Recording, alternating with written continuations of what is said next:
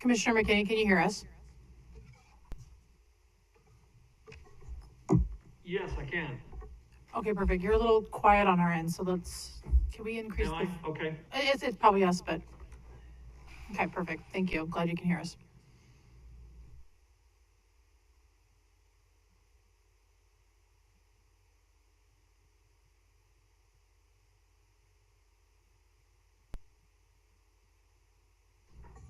All right, it's now 11:30. I'm going to go ahead and kick off our pre-commission agenda. Just a couple things from me. If you haven't already heard, there's a fantastic rail summit that's going on right now. We've got some administrators from, is it Amtrak? And the feds, which is a very big deal. So, I think a couple of us are going to that breakfast tomorrow morning and the reception, and I think I'm really eager to listen and learn and hear about just transportation in that realm and what are the possibilities for us to be a good partner and the timelines with all of that. So anyway, hope to see some of you there and looking forward to having other discussions as a result of this summit.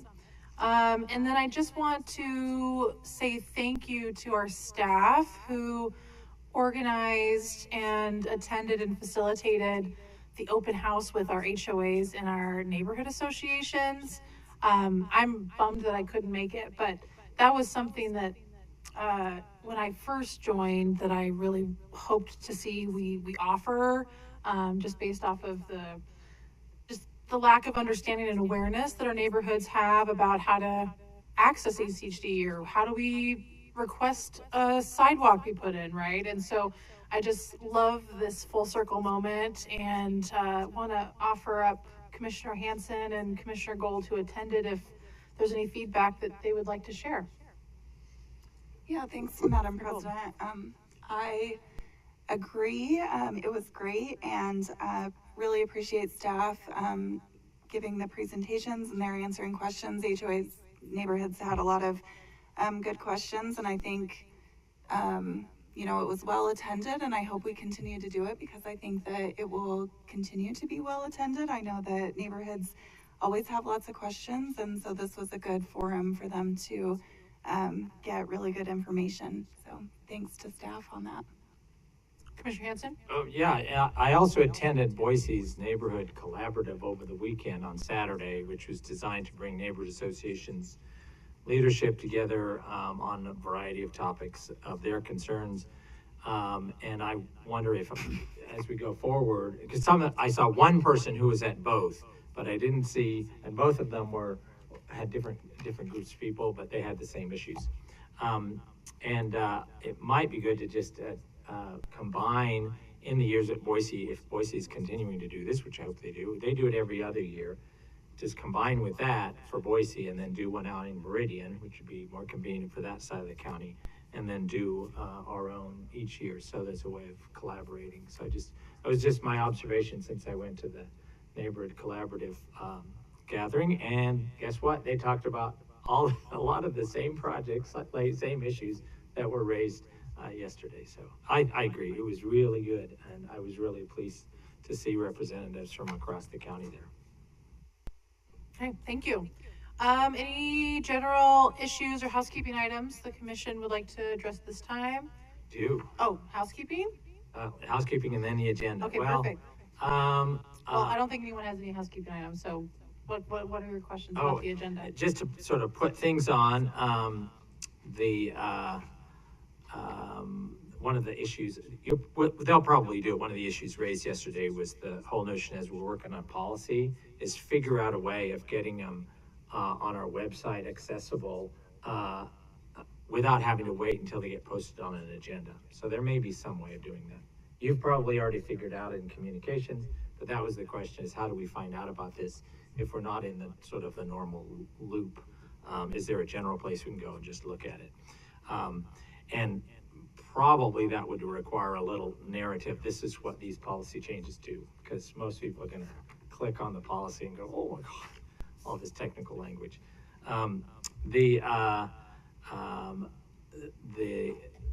my comments, today was our deadline to get comments on the speed management policy. And I kept coming up with more and more and more. And what I would like to suggest is that we actually sort of, as it were, go back to the drawing board. I just had difficulty recognizing that there's weaknesses in the current structure of that policy, 5104.2. And what we're trying to do is put things into it, and I think makes it more just as complex for both staff and for neighborhoods who want it. The whole notion of eligibility criteria, and I think we have to get past that and think about how do we prioritize input from neighborhoods on speeds. How do we then prioritize and fit that into either our rapid response or our 5-year plan? And so just changing the various criteria for eligibility didn't really make sense, especially things around adjacent to schools. You know, if there's speeding in a neighborhood and it's not right adjacent to a school, it's still a big issue, and people are still going to drive their kids to school, even though it's not right in front of that school. So I think the whole notion that you know, the role of the routes kids take in those neighborhoods would lend to the priority list. I also just don't accept the notion that it's the burden on the residents to collect signatures for an ACHD road improvement. I mean, not technically, in reality, when you speed, you're breaking the law. So what we're trying to do is make the design conform to the law. ACHD only has carrots, we don't have sticks. The cities, counties have sticks, they can put a police officer out there. But most sticks, the legislature refuses to give us, so we can't enforce speed limits. And so it becomes kind of a mockery. And so the way people respond are just not using that facility, driving their kids places to the park or to the school or themselves, or if they have a disability, not getting anywhere near those facilities. So I think we need to rethink this in terms of how do we prioritize areas where there's speeding and gather information from the neighborhoods so that we get it into our integrated system instead of this separate one. And since we have we have a rapid response, we have temporary use of temporary facilities, and then we have the 5-year plan. We have the framework in which we can do it. And I think this policy needs to be rethought from that standpoint rather than go through and rewrite this whole complex thing about collecting signatures and eligibility criteria and so forth. So that's what I would suggest, and that's why it was going on for pages and pages, my concerns about the draft, which I really appreciate staff trying to, to turn what I think is a flawed policy to make it better. I think we throw it out and start from scratch. And I did propose a new policy a couple of years ago to replace it, and I still think that's a better approach. Well, thanks, Commissioner Hanson. I do agree it was hard I think we broke it up by, designation of roadway and the various criteria or eligibility pieces, right, that go with each of those types of roadways. And that seemed potentially, I would think, agree with you, it didn't feel like the right fit potentially in terms of the approach and how we organize the information. So I'm happy to delay this another week and we can kind of come back to the drawing board. But I agree with the whole petition piece, but there was the staff idea of having it be electronic, right? So it wouldn't be the same cumbersome way that the petition system has been designed and implemented so far. So I think that type of conversation, that's a worthwhile commission discussion.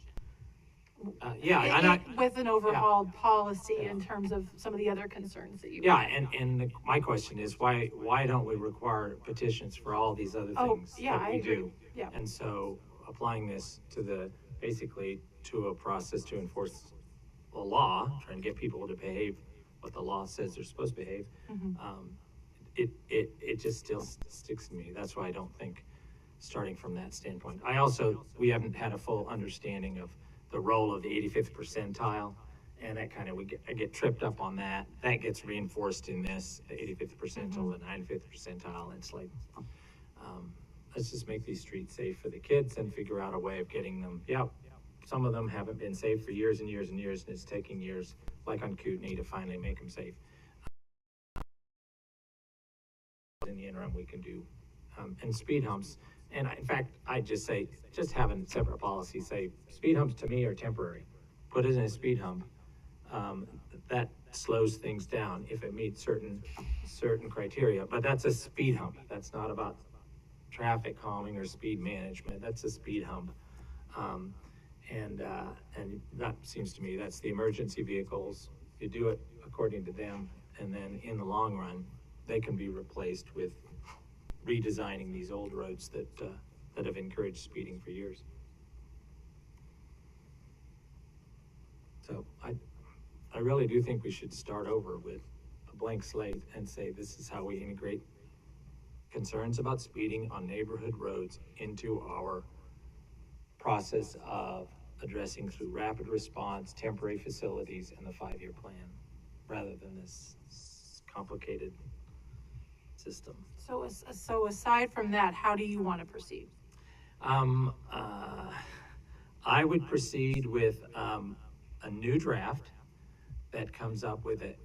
How do you use input from neighborhoods to address speeding in neighborhoods in the short term and in the long term?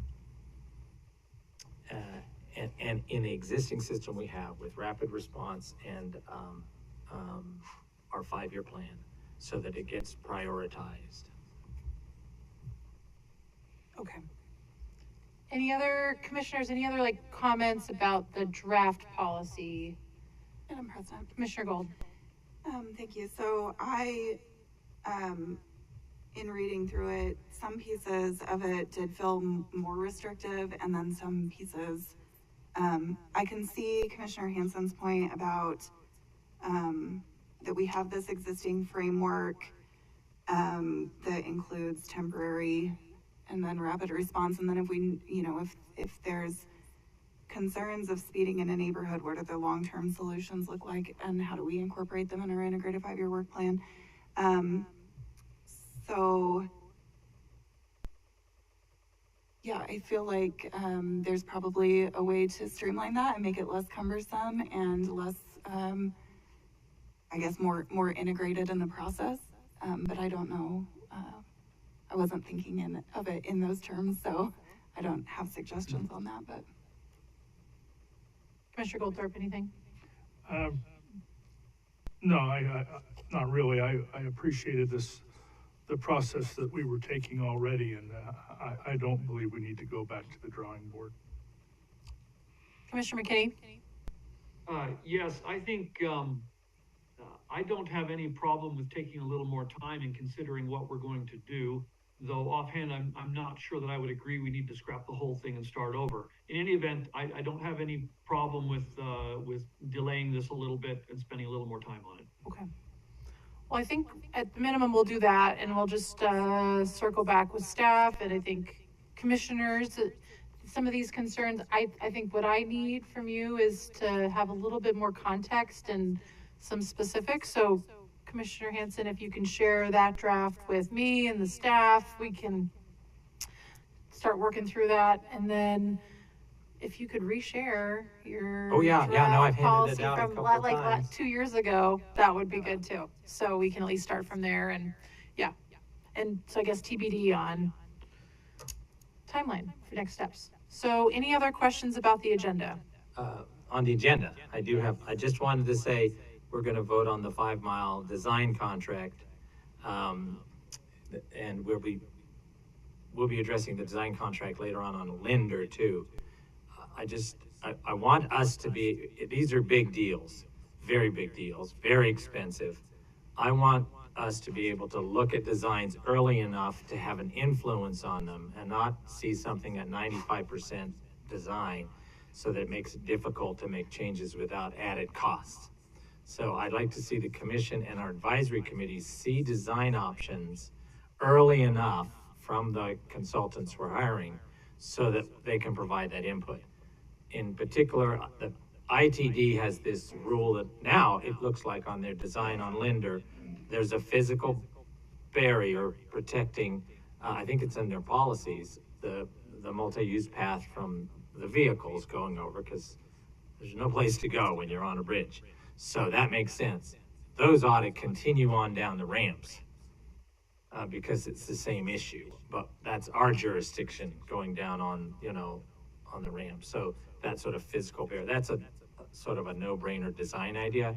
We didn't do it on Cloverdale, and I regret that we didn't dive deeper into the design. We were sort of, let's get this done fast. And as a result, we have a design that really doesn't protect cyclists and pedestrians in the way they could have. So I think we should get it right on 5 Mile and Cloverdale. So can we see, is there a process? I couldn't tell if there's a process by which the commission and our advisory committees can take a look early enough on that their input could be meaningful in providing input back. We'll take care of that, sir. Okay, I think it's really important. We're not gonna have another opportunity to build facilities like arterial bridges over the freeway after this, as far as I can tell. And so. But unless another city comes up with some money and gets ITD to do it, sure. Right. So this is our big opportunity. So let's get it right. And we have these, so early enough so we can make an influence on the design, have an influence on the final design. We will do what we can. Thanks. Thank you. Any other questions? Commissioner Goldthorpe? I would agree with that on the timing and notice and letting us have earlier input. Thank you. All right. Paul, over to you. Only one item to piggyback on your comment about the HOA meeting. We actually did have a property manager that's responsible for a lot of different HOAs there, and we got a lot of good feedback. So again, thank you, commissioners, for assisting. Commissioner Goldthorpe also gave us a hand yesterday. We had Ryan organized a meeting with Viola, City of Boise, and our staff to talk about the multi-phase operation that's going to be going down Overland over the next year or so, trying to replace water lines. Came up with a lot of good ideas on how to reach out to the public and let them know the different phases and how that's going to go. So Thank you for that call out, and thank you, Commissioner Goldthorpe. Yep. Yeah.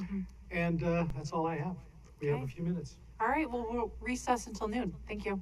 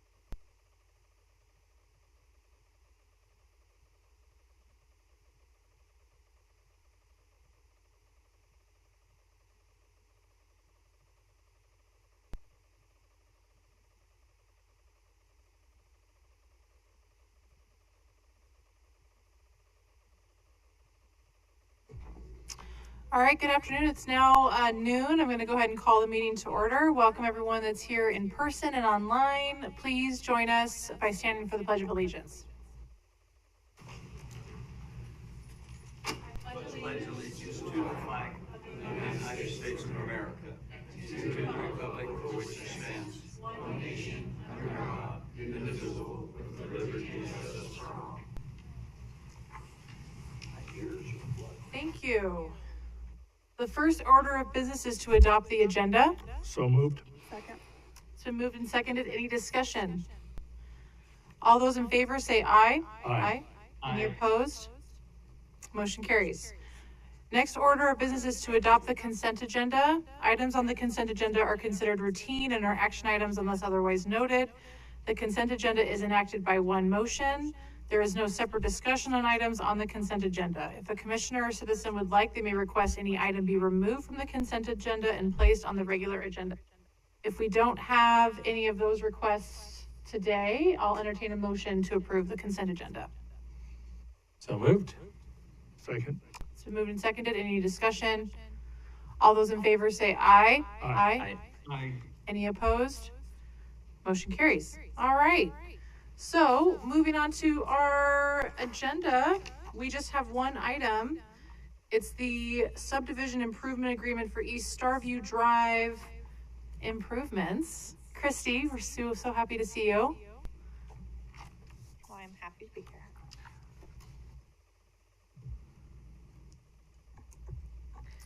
Well, thank you, Madam President, Commissioners. We're not seeing it on our side.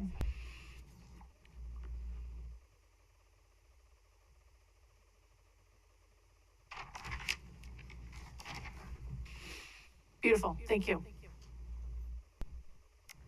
My name is Christy Little. I'm the Development Services Manager, and this is a decision briefing on the subdivision improvement agreement for Starview Drive improvements. That's a mouthful. So today I'm going to talk about what those improvements are. I'm going to give a quick project history. I promise it will be quick, but just so you all know, I've been working on this project since 2000, and I actually looked back at the approval date. It was about 1 month before my oldest son was born, and he just graduated from college. So we've been at this for a while. And then we're going to talk about financial sureties and how they work. Just to orient you with the area of the Mesa, Commissioner Hansen's very familiar. But no longer a resident for That's the last right. 4 years. No longer. The large circled area is the area of recent development, and this is not an updated aerial map, but there are homes there now. The dot on the more northerly side of the picture is the intersection of Windsong Drive and Warm Springs Avenue. Windsong was actually required to be constructed as one of the early improvements of this overall subdivision. The middle dot there is Starcrest, and then Starview Warm Springs Avenue intersection is there at the bottom of the picture. So this is the segment of Starview Drive that we're talking about. You can see there at the hairpin curve at the top of the picture, that is one of the areas that the developer is required to improve site distance, and could include some additional pavement widening through the curve and removal of some of the landscaping up there. The condition that the developer has to work with as it currently sits, and not up for debate today, this was previously decided by the commission and then changed by the commission again, but they are required to construct Starview as a 31-foot street section. In 2018, the commission updated this section to include pedestrian and bicycle amenities, which weren't included in the original 2001 conditions. The developer is also required to reconstruct the intersection of Starview and Warm Springs Avenue. They'll actually regrade the intersection to provide better sight distance and turning radiuses and make that overall intersection more safe. And then they're also required to install an RFB on Warm Springs there at the existing pedestrian crossing. The green belt is just off to the side of the picture, and so it'll really improve access from the Mesa to the green belt. So as I mentioned, in 2001, different developer at that time. But the city and ECHD approved a master plan for Boulder Heights, which included 228 residential lots in a very phased approach, obviously. Started in 2001 and worked to the very last phase now. Neither ACHD or the city, while we required improvements to Starview Drive, we didn't condition a date or a phase. We didn't tie the requirement to anything. We did require the construction of Windsong, and we did tie that to phases. So that new roadway to the Mesa was constructed very early on. But if you're wondering why Starview hasn't been improved, it's because nobody put a phase or a specific condition about the when. So between 2001 and 2018, the project is developing. In 2018, the developer came to us and proposed a new cross-section, which again resulted in better pedestrian and bicycle amenities rather than just the vehicular to get up and down from the Mesa. In 2020, we entered into a subdivision improvement agreement with the developer. This is standard for all subdivisions. In this case, I kind of, just looking back at the history, I believe that we as staff kind of jumped the gun in signing that agreement in 2020. It was for more than just Starview Drive improvements, but it also pertains to the on-site improvements of the subdivision. And so really in 2020, the developer didn't have a contractor on board, didn't even really have a final design, yet we kind of set this date of you have a year to get Starview Drive built. So a year passes, they haven't built Starview Drive, we're just actually reviewing and approving plans. And we're to the point where in 2021, we had to give them an extension. Looking back, we probably shouldn't have even entered into the agreement until 2021, but it was tied to other things too. So a little nuance to that one.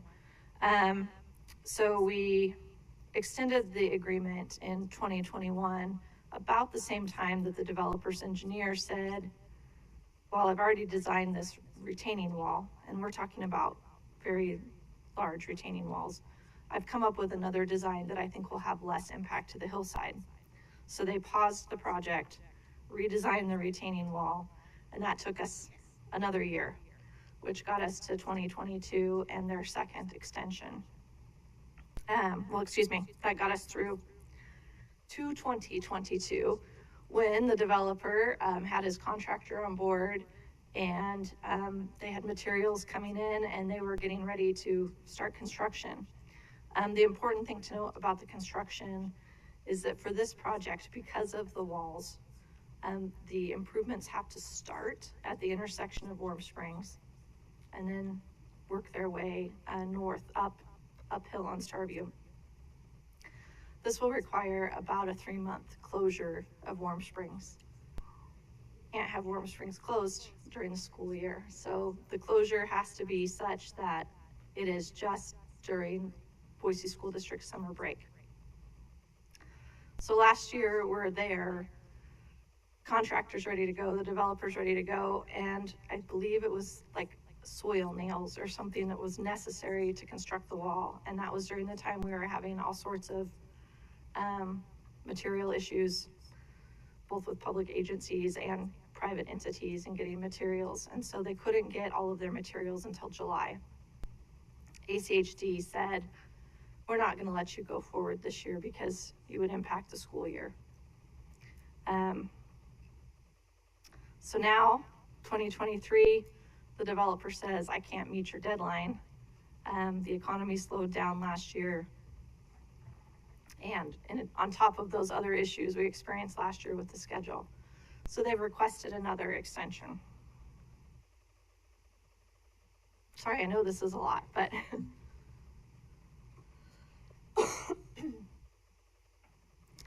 and so here they are. This is the final phase in the overall development of the 228 lots. Now in 2018, when the developer came back to the highway district, the commissioners did put that that final clause on there that you can't final plat your last phase until Starview Drive is improved. So just so that it's clear, the developer can't move forward until Starview Drive is improved.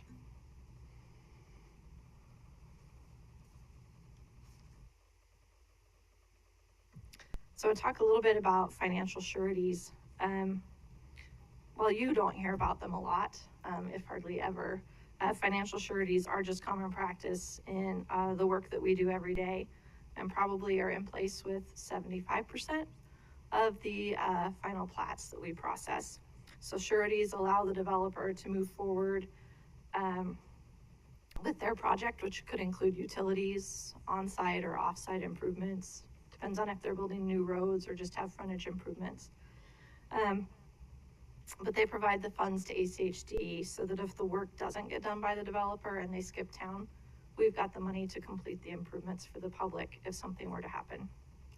I will say this is a very, very rare occurrence, and I can definitely tell you that in the last 20 years, it's been less than 5 where we've had to take someone's surety and make the improvements, and they were very small, small developments. When we get the surety, it's for the cost of the improvements.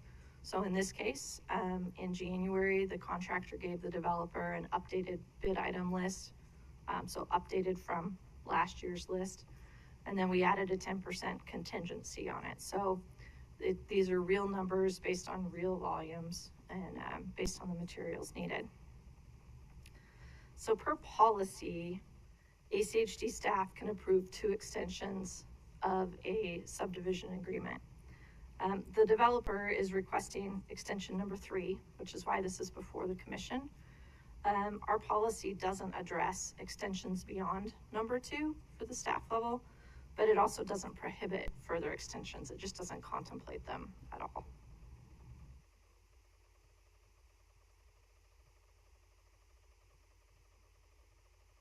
So hopefully I've been able, I know it's a lot of information. I do feel like what the applicant is asking for isn't a big reach. This has definitely been an ongoing big process for a very big project. And as I mentioned, in 2020, we probably just shouldn't have even signed that agreement at that time, but the developer also wanted to give ACHD the financial assurance that this would happen. But I think to multiple extensions, and we also could have extended the very first agreement only gave a year to construct the project, which starting in August doesn't give you much time considering we can't allow the project to actually start till June. So we could have done things a little bit different on our end. But if the commission grants the extension, it's really, staff's recommended that it be a new subdivision improvement agreement, not an actual extension. That it gives the possibility of a one-time 1-year extension if necessary, which could be approved at the staff level. The surety bond amount has been updated to reflect the current bid pricing and the standard 10% contingency. And then the commission would just need to execute the agreement. So with that, I will stand for questions. Christy, I've got a couple questions. When does the current agreement expire? If it expires.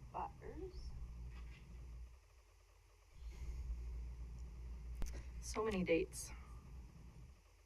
December 31 of this year. And what we have proposed is December 31 of 2024. So my question, and maybe this is a question also for the applicant, but why weren't we able to get it done this summer? That's a question for the applicant. Okay. Got it. Thank you. Commissioner Goldthorpe. Yes, Christy, are we requiring that since Warm Springs needs to be closed for so long that this particular project begin about Memorial Day next year, or we won't have a chance of seeing it completed then?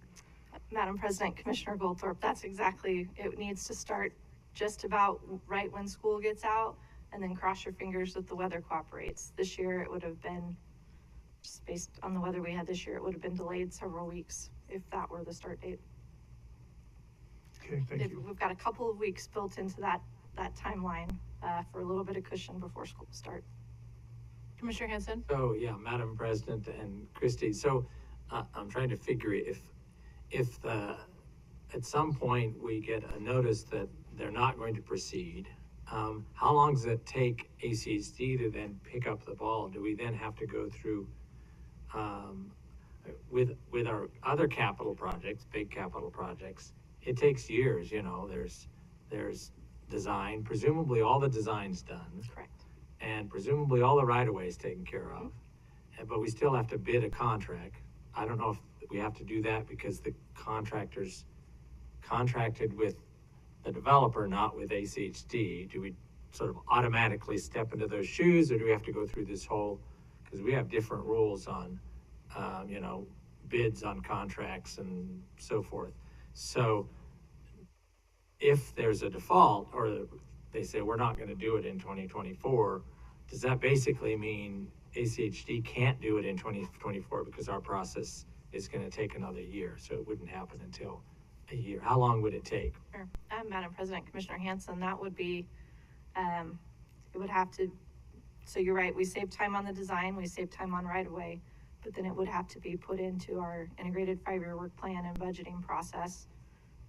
So that would, you know, however that fits into the, we would have the money, it's, do we have the bandwidth? Right. We would have to use, you know, it would have to go out to bid to a different, for their general contracting rules that we abide by. So do you know, can you anticipate what that would be?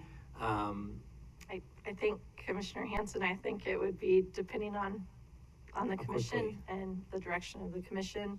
And like I said, how that depends on how that year looks for construction and, but money-wise, yes, we draw on the money right away if that were to happen.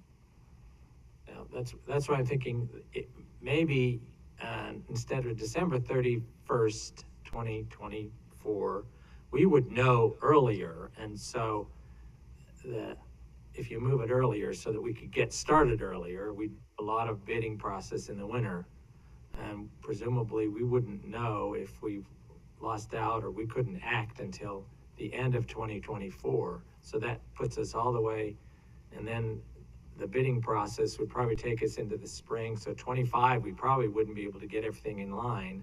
So construction probably wouldn't happen until, at the earliest, absolute earliest, everything aligns 2026. So is there a way we can design it, the agreement, so that we can, as soon as we know, we can precipitate our processes? Madam President, Commissioner Hanson, part of that date is there to protect the highway district. Right. If they don't start construction next summer, then we know it's not going to be done by December. It really would take August through December, maybe even into January, again, depending on weather, to complete the whole project. So, I mean, a year from now, if they're not under construction, we know they're not going to meet that December timeline. But can we step in at that point, or do we have to wait until December 31st to take the surety and use it? Based on the agreement, we would have to wait for the surety, but does that mean that the commission couldn't start working on It's true. planning the project into the integrated 5-year work plan? It doesn't mean that. But we do need that date to protect us. Right. I have once the project gets underway, I'm not saying there would be any problems, but, you know, you have to do the if, and the if is, if something were to happen and a developer were to walk away, we still have to have the ability to secure those funds, and that's why we need that date in there. And that's assuming, you know, we don't run into our own challenges of ordering materials that maybe the Correct. the developer already has in stock. So I just, Yeah. just to point out, Madam President, we had sort of on the side of the developer wanting this to happen, they fronted the costs. This is the St. Luke's project, and they fronted all the costs, and then now we've been paying it back every year. So there's a way of sort of moving things up. That project got built earlier probably than we would have otherwise had it built, but they all, because of the way in which it was financed, except now we have an agreement with the city and the developer that says that's the number one item that comes out of the budget. And I think Correct. this is our last year. Is this? We have one more year. One yes. more year of. Commissioner Pickering and President Pickering, Commissioner Hanson, I mean, that's correct. We did enter into an agreement with St. Luke's for some projects that were needed as mitigation for their downtown campus. But in that case, the city of Boise came back to us and reprioritized their list so that we could get those St. Luke's improvements constructed sooner. Thanks, Christy. Any other questions for staff at this point? Madam President? Commissioner McKinney? Yes, Christy, I wasn't certain if I heard the answer correctly. The question I believe was asked earlier, why didn't the developer start on this project this summer? What was the reason for that, or is that something we're gonna ask the developer to answer? Yeah, we'll ask the applicant. Okay, because if it became clear at some point, well, okay, these are then questions for the applicant, so I'll wait to hear from that. Thanks, Commissioner. All right, thanks, Christy. Thank you, Commissioners. I might add that we did receive the request early this spring. Oh, you did receive it earlier? Okay, Thank you. thank you, that's helpful.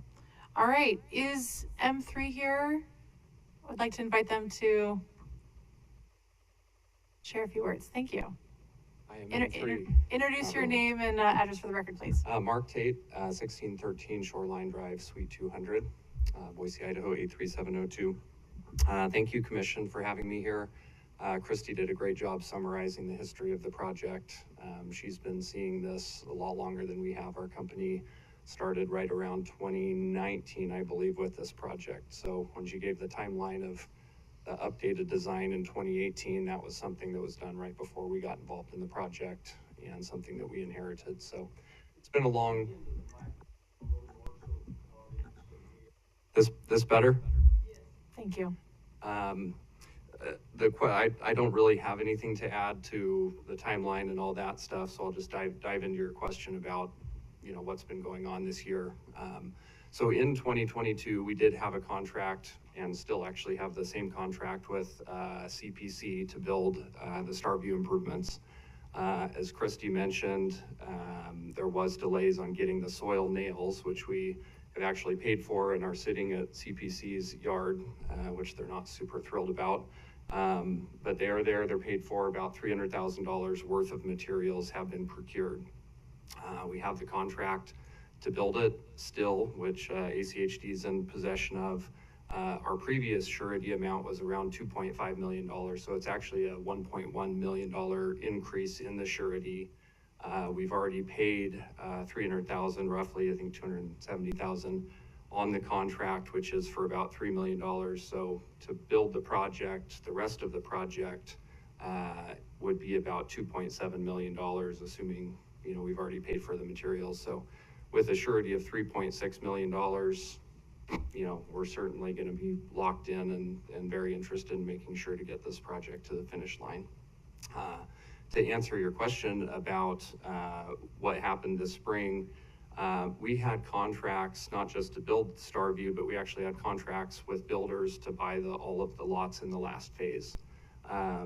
This last winter, interest rates went up, things slowed down because we were not able to build the lots and develop the last phase in 2022 because it's tied to this Starview improvement. The builders were able to get out of their lot purchase contracts. And with things slowing down there and across the valley, we're not interested in taking more lots this year in 2023. So we knew that we were not going to proceed with the last development phase. Since then, the market has stabilized. Things are still moving up on the hill. Things are doing well there, and we've got interest from builders again, and have every intention of developing the last phase and developing Starview together starting this coming spring. So we've got the thing designed, and we're ready to go on it, but it really was just an economic decision this winter, not knowing what was going on with those lots, but yeah, we're ready to move forward this coming year. Well, thank you. Commissioners, any questions for the applicant? Yeah, so, Commissioner Hanson. Madam President and Mr. Tate, so can nothing be done right now in actually preparing for construction to shorten the period of time that Warm Springs can nothing be done right now? It seems like you've got everything now. Yeah. You got right down to the, what are they Yeah, called? so Soil the- nails. Yeah, so Um, the first thing that would be done, would be, some grading on uphill slopes. So there's two areas where we're gonna cut into the hillside, and that's at the top of Starview, and then for the lower half of Starview, because we're widening a road by like 12 feet on the side of a 1-to-1 slope, we're gonna have a giant retaining wall. So some of the grading on the top could be done, but none of the work on Warm Springs or the lower half of Starview could really be done. And if we did get in there and start grading those slopes and kind of widen the road prism, this summer and into the fall, the equipment's gonna damage the road, being tracks and all that stuff. So I would be concerned about the road to make it through the winter and also erosion control and that sort of thing through the winter, and just getting things stabilized when we then have to go back and open it up again in the spring. So we've dissected the schedule of this project and looked at trying to phase it and build it in pieces and parts. Spent a lot of time on schedules with ACHD staff and with the school district, and trying to look at, the Warm Springs closure. And it's super sensitive to weather, being on the side of a hill. And these slopes, if you're familiar with it, I mean, they're already incredibly steep, so it's not an easy place to work.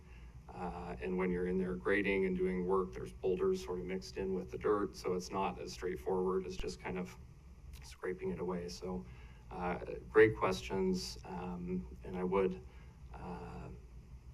add, and Christy pointed out, even if we had tried to start it this spring, I would be really concerned about what would have happened, just given the unorthodox weather that we had and the amount of moisture and precipitation, when we could have actually gotten in there. We spent a lot of time, and even this year, kind of fixing some drainage stuff of an existing road. And this is a road that was a driveway in the 1950s that was then paved as an access to a subdivision. So the thing is so completely substandard, and it's a big project to do. And it's not just a widening of the road. These soil nails that we're doing, they're like 70+ feet, and they're pinning the entire slope back, because all of the modeling that we did, and we got into this, and I won't try to rehash all of it back in the day, it's an unstable slope, and so these soil nails are literally pinning the entire slope back to try to give some stability to a road that's completely substandard. So it's a huge process, a huge project. We want to do it right, and we certainly, with this extension, have all, staff and ACHD has all of the hammers available with the new amount, with the timing, and so that's what we're here for. Yeah, I appreciate that. I'm just trying to figure out, we're obviously not the technical side, and we understand the complexities, but that was what you assumed when you took over this project entirely, knowing that you're in an area. In fact, I think you took it over after the period of time when some big boulders came down and rolled off the hill and actually closed Warm Springs unintentionally. Fortunately, no one was killed, but because that's the nature of that environment that you purchased when you were when you became. So trying to figure out a way in which the agreements can be met without. Mr. Tate, I have a question. So you mentioned the purchasing of those lots, and was it the contractor that was going to be working on the road was tied to those lot purchases? Is that correct? You said, did I hear that correctly? The way that we, run developments, we were running them basically together. So we really didn't want to do one without the other. So as Christy pointed out, there's no timeline that Starview had to be done. That's something that this staff probably would not do on a project these days. We typically have very specific dates you have to do this offsite improvement with this phase or this number of lots. I haven't seen one without that in many, many years. But when this was approved in 2001, it wasn't tied to a date or a phase. So we're not out of compliance with the development agreement. We're not out of compliance with the conditions of this project, it sort of comes back to, we lumped everything into that first subdivision improvement agreement when we never could have met that timeline. We hadn't even looked at a design of Starview yet, knowing that, you know, we need to get into design, we need to go meet with geotechnical engineers. You know, there was a year's worth of work to do pre-design to even design it. So it never could have been done in 2020. 2021 would have been a stretch even then. We spent probably 9 months to 12 months with ACHD's consulting geotechnical engineer and our geotechnical engineer. And so given the sensitivities up there, it made perfect sense to spend the time to get it right.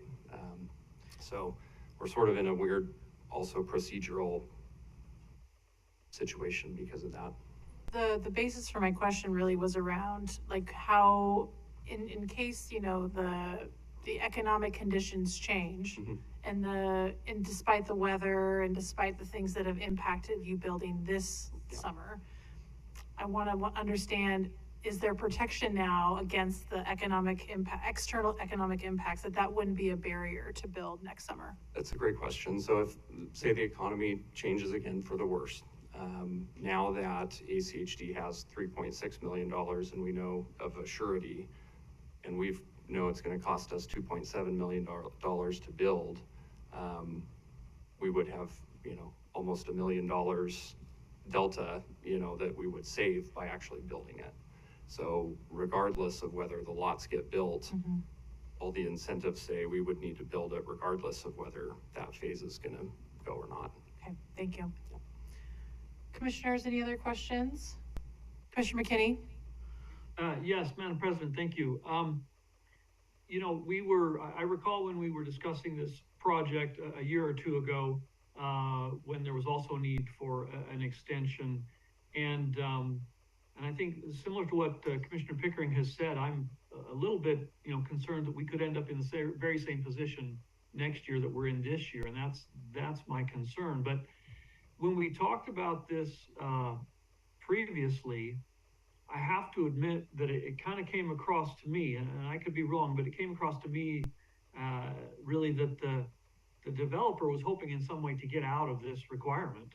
And so, you know, that kind of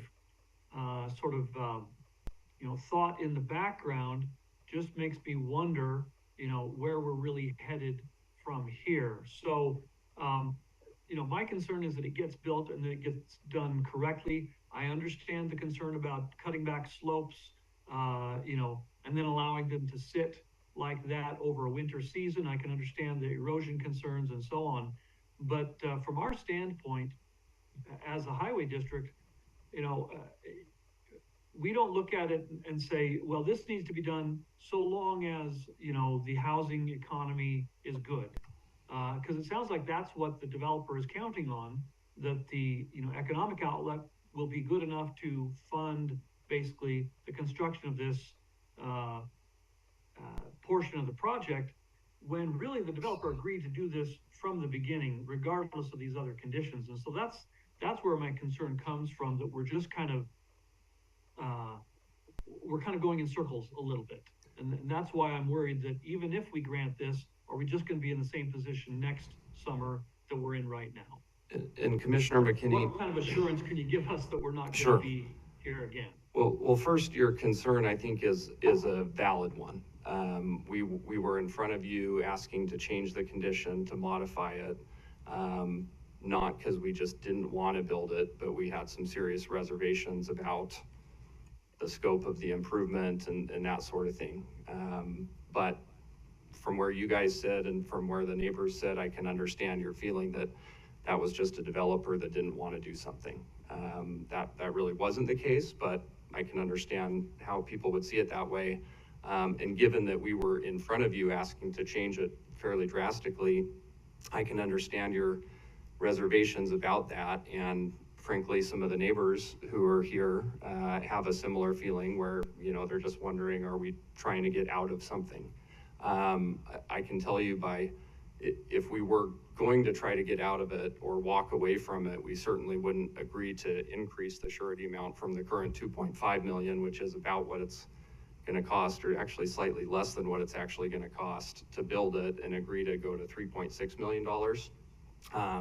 So I think that's what I'm trying to say is really the hammer that you guys have, the assurance that we are gonna perform. We're not gonna be here again, regardless of the economic circumstances of the last phase.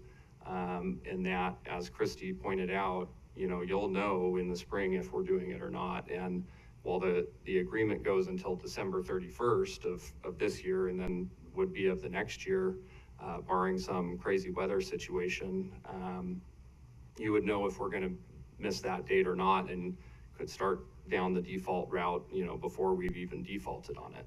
So, that's not where we wanna go. That's not where, you know, our company does projects all across this valley. We've been here for many years. We're not gonna just walk away from something. It's not what we do. Thanks, Mr. Tate. Commissioner Hanson? Question, it just dawned on me, are you planning, is it under the contract to build this day and night? So that, we can make sure that, I mean, otherwise if it was just daytime, it'd take 6 months, so we're gonna do day. I mean, the priority of this, the complexity of this, and the impact to the city, that whole region, there's no other bridge except Broadway or, the Park Center. Yeah. So, And I can tell you, my family wants Warm Springs open, as you know. We don't need to, if everything goes to plan and the weather is normal. If we were out there this year, I can tell you that would absolutely be on the table, because we probably couldn't have worked the first month of our schedule, you know, based on weather. So as of now, I don't think that's gonna be necessary, but that would certainly be on the table, particularly just for the Warm Springs piece. So, Madam President, do we have a date by which, the complete, the opening and the closing of the road has to happen in the agreement? I haven't looked at the details. I don't believe that's in there. It's sort of just been Enclosed, something that we've all known, No greater is we're than gonna or less. be working around the school district's calendar. Well, thanks, Mr. Tate. I think that's all that we have for you at this point. Okay. Thank you. Be here if you Oh, need anything. Christy? Oh, Steve? Thank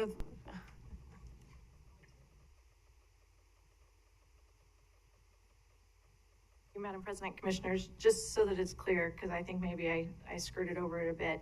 The developer hasn't not done anything he was required to do, right? So what he can't do is final plat that last phase that I showed you until Starview Drive improvements have been completed and accepted by the Highway District. So it is a developer's property rights. We do see it happen all over the county. You know, there are some phase developments where maybe at 100 lots, you have to construct a center turn lane, or maybe you have to do some off-site improvement. The developer gets to choose whether or not they're gonna plat that many lots, or maybe they're gonna hold back at 50 until something changes. But just to make it clear, the developer hasn't been granted any favors, and he can choose to sit on that last phase as long as he chooses, based on the conditions established in 2001. Thanks, Christy. Steve?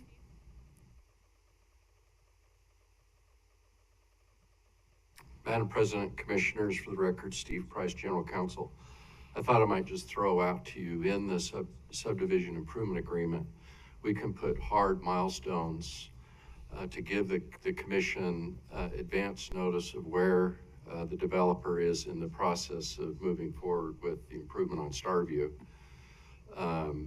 But that is an option that we can include in the agreement. Just thought I would offer that. Thank you. Steve? Commissioner Goldthorpe? Yep. One of the letters that we received had a suggestion that we require the developer to put up much more surety for the project, that to increase up to about 50% over the estimated cost. Is that even legal? Madam President, Commissioner Goldthorpe, no, we can't. I think we require 110%. Right. That's our policy. The one thing we could put in there is an inflationary kicker, so that, you know, every year, if this goes on, I think that's much of the reason why we're proposing an increase in that amount is the cost of the project. Just in a couple of years, you can see the amount that it's increased. And so that is also an option is we can at least put in an inflationary standard on that money. Thank you. Thanks, Steve. All right, so we're going to turn it over to the public, and so anyway, just the ground rules. If you are speaking on behalf of the neighborhood association, you get 5 minutes, and if you're a member of the public, you get 3. We do have a lot here, but I'll just gently remind you of the timing, and if you go over, I'm going to gently and hopefully not firmly remind you to stick to those 3 minutes. So, Stacy, do you want to call our first person up? Mr. Erbert? Is the neighborhood association president here by chance? Would you like to testify? Oh, you are. Could we start with you first? Is that all right? Sorry, Stacy. No, not a problem. Okay. And we did receive your letter, Yes. Thank you. and it was attached to the agenda. Welcome. Yeah, please state your name and address for the record. My name is Kelly Adams. I'm the president of the Warm Springs Mesa Association Board. Thank you for having me, Madam President and Commissioners. 2853 East Arlington Drive. I'm here just to really say thank you so much for putting this together. I know it's been a really lengthy process, especially given after what Christy just said about her child. It's a very long project, but we appreciate your time and how much you put into it. So really, I'll just keep it really short and sweet. And I just wanted to say that we're here in support of the staff recommendation. We are really interested in seeing the project completed by 2024, sort of with the caveat that we wouldn't want to see another extension after that, just because we aren't comfortable with, how it's played out in the past, and that we don't know if there will be follow through. So we would like there to be kind of a hard deadline. There's a lot of concerned neighbors about that as well, and the safety issues of the street. And then also, I just wanted to sort of a side note, and to the point of what Commissioner McKinney brought up was, based on the follow through, and maybe them trying to consider getting out of it. There was talk earlier this year sent to us from M3 about maybe trading off not doing the Star View improvements, and instead maybe they could work on doing some pedestrian trails throughout the neighborhood in the foothills. Granted, that's not our position. Like, this is your project. We can't say yes to that, but that was thrown out there as an offer. So that's one of those things that makes us a little uncomfortable about potential not following through. So I just wanted to throw that out there because the Commissioner McKinney had brought that up. So, but in general, we just want to say we support it and look forward to it being completed by 2024. And I think that's all I had. Do you have any questions for me? Thank you. All right. Thank you for your time. Yep. All right. Steve.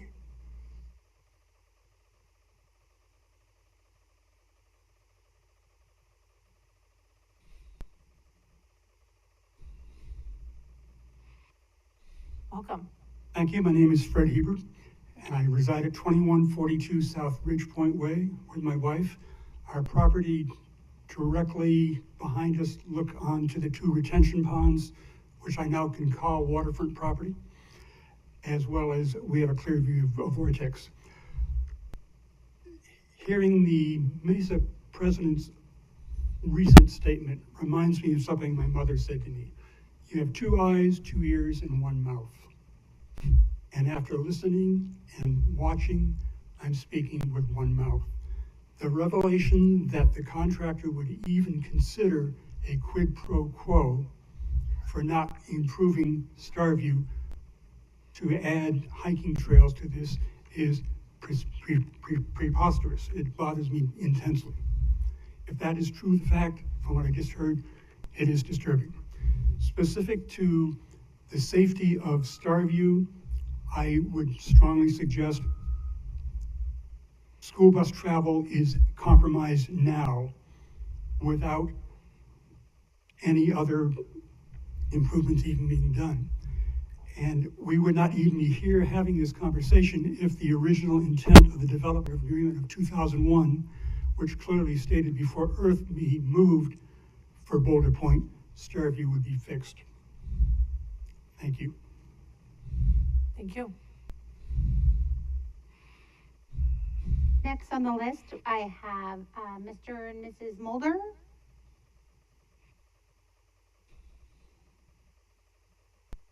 Welcome.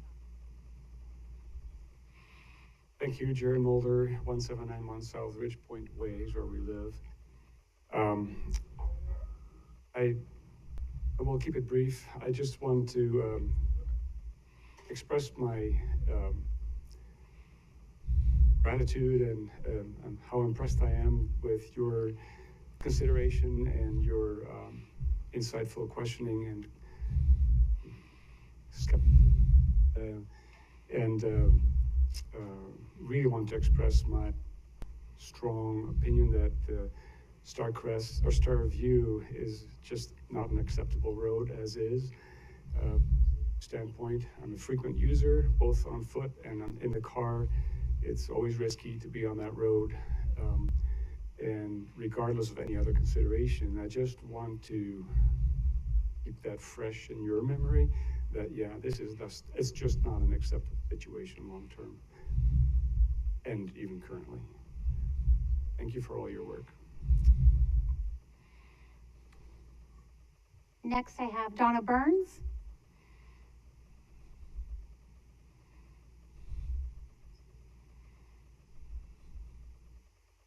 Welcome. Thank you. My name is Donna Burns. I live at 2241 South Ridgeview Way. And I am a past president of the Warm Springs Mesa Neighborhood Association, and I'm currently their secretary. I and the others here represent the many other folks from the Mesa who could not attend because of the time of this meeting, but we've heard from many of our residents about the concern why the project has not taken place as promised. So we're representing them. Several years ago, I stood in front of you representing the Mesa Neighborhood Association and presented responses to you from Mesa residents to a survey regarding their desires for the restructure of Starview Drive. They said they wanted a road where two vehicles coming from opposite directions could safely pass each other, especially on the narrow curves. They also saw a strong need for protected pedestrian and bicycle traffic. And lastly, they pointed out a need to control the water runoff on that narrow, windy road. I showed you photographs of how narrow the current lanes are and demonstrated how many times traffic from one direction must stop to allow safe passage of vehicles passing in the other direction or to assure safety of a pedestrian. At that time, those thoughts and requests were granted by the commission. We were expecting when we left that meeting that the project would be completed with expediency, understanding the possibility of your extension. We were under the impression that all the engineering, all the planning, all the materials were lined up and that the project was ready to go. We appreciate the complexity of this project and also the desire to be least intrusive on the hill. We understand the really complex project that we're asking M3 to take place. And we also appreciate their desire and your desire to employ the best engineering practices possible. But we're also disappointed and frustrated with the delays. We respectfully request we can leave this meeting today with the expectation that this is the last meeting and that we can expect Starview project to be completed as agreed in the next year, extensions denied, and that the roadwork will be completed regardless of financial situations for M3. I thank you for your time. Do you have any questions? Oh, Commissioner Goldthorpe. Just a comment having to do with all the materials necessary to complete the project being at hand. I can tell you from 8.5 years worth of listening to reports on how projects are continuing, especially from the last 3. You can get this project going And one day there will be sufficient asphalt delivered for a certain number of loads and part of the project, and the next day you're told you might not have asphalt for 6 weeks. And so that sort of thing, I don't believe anyone can guarantee. I'd love to see it able to be guaranteed, but I don't think Mark will tell us that can happen either. Understood. Thanks. Having remodeled my house, I got it. There you go. Thank you. Thank you. Next on the list, I have S.L. Allen.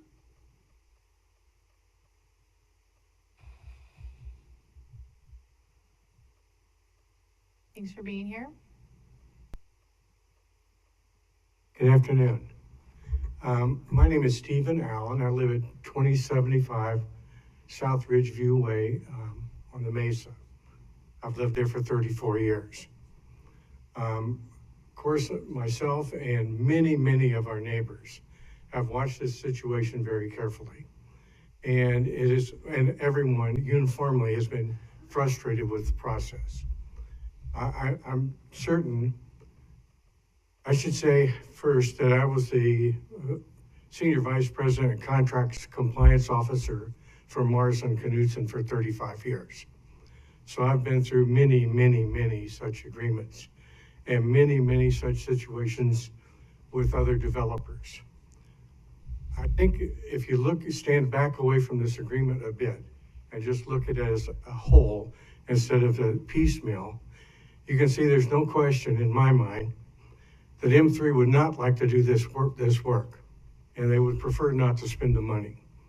Because everything that has happened over the course of time, which I think Christy very well laid out in her recommendations to you, that this has been just one thing after another, every single time requesting an extension or a modification to the design or a problem with the weather or some other excuse.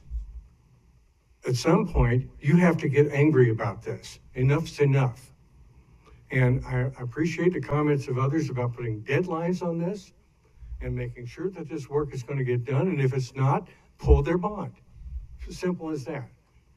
I was so nervous about such agreements as the officer of the corporation. In many cases, not only did I ask for a bond, I asked for the money to be escrowed. That is an option for you. The problem is, listening to Mark, he had a tough time with the economy. He didn't sell what he wanted to sell, so he didn't have other people's money to pay for getting this road done.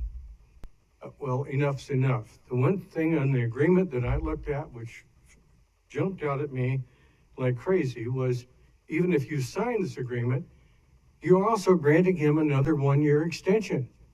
Are you sure you want to do that? I mean, that's nonsense to me. This work should have been done years ago. So, with all due respect, thank you very much. Thank you, Mr. Allen. Next on the list, I have David Benyon.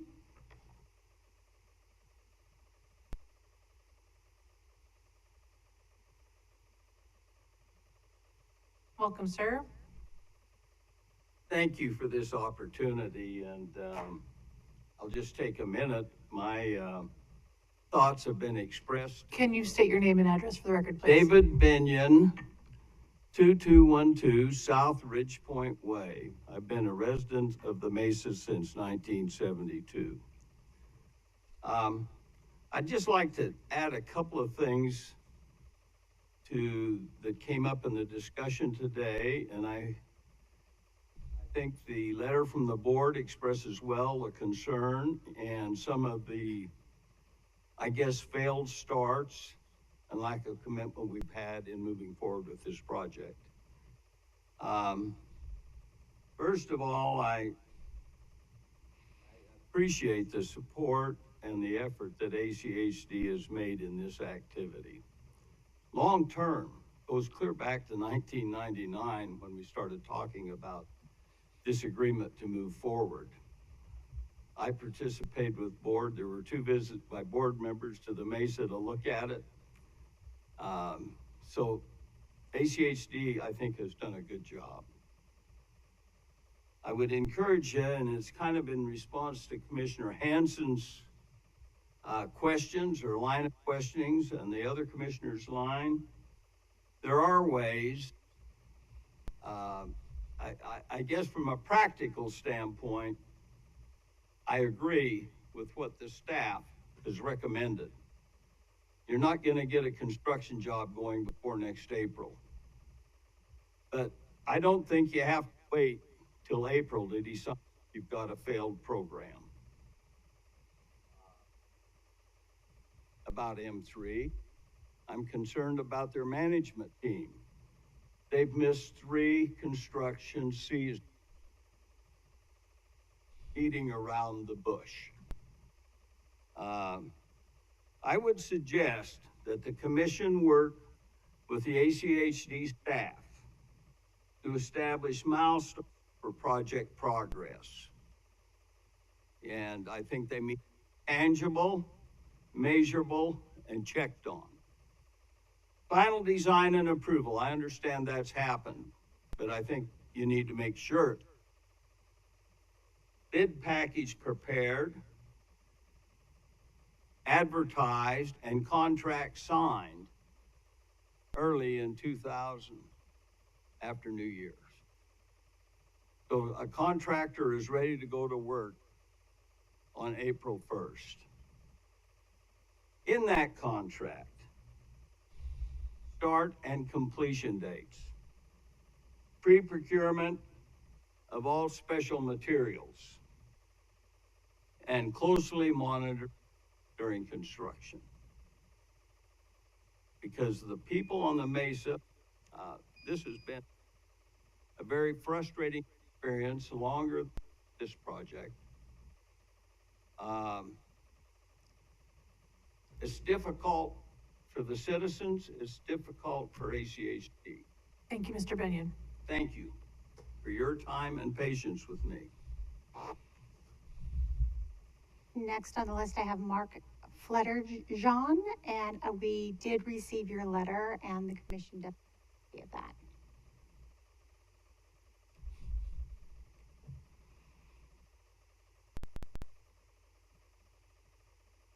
Commissioners, my name is Mark Fletcher. Do you mind adjust? Close with that. Do you want to adjust the microphone really quick? Thank you. Perfect. Sure. And your address, please. 2022 South. Beautiful, thank you. I came here because of my frustration with the progress of the project, born out of the safety issues Starview Drive. I can go into all sorts of about the safety issues. It was a driveway. So certainly the traffic before him was beyond what the road was. They've added close to 228 houses. When they complete the project, that'll be another 228 houses down that road. So clearly they've increased the danger of Starview Drive. You have school buses going up. So what's more important to the commission? A student being in or interrupting the school bus schedule? And as far as the schedule that runs from Warm Springs over to Park Center that the police and the fire department use, that could be used as so that you could shut Warm Springs down and do that work. So nobody has looked really at temporary facility work around these issues. Instead, it seems to me that is coming up with excuses so that they can keep their money in the bank and not actually project. From my perspective, I was appalled that they came here today. It was over financial considerations. They put safety behind financial considerations? Really? You know how upset I am about people walk up and down and cringe every time I walk down that road, or have to pass somebody walking up and down. If you haven't been up and down, go out there before you go out there, drive up and what the intersections are like, what the hairpin turns. You could not get a fire truck. You can't tell me you could get a hook and ladder up and down that truck, up and down that road when residents are trying to flee the neighborhood.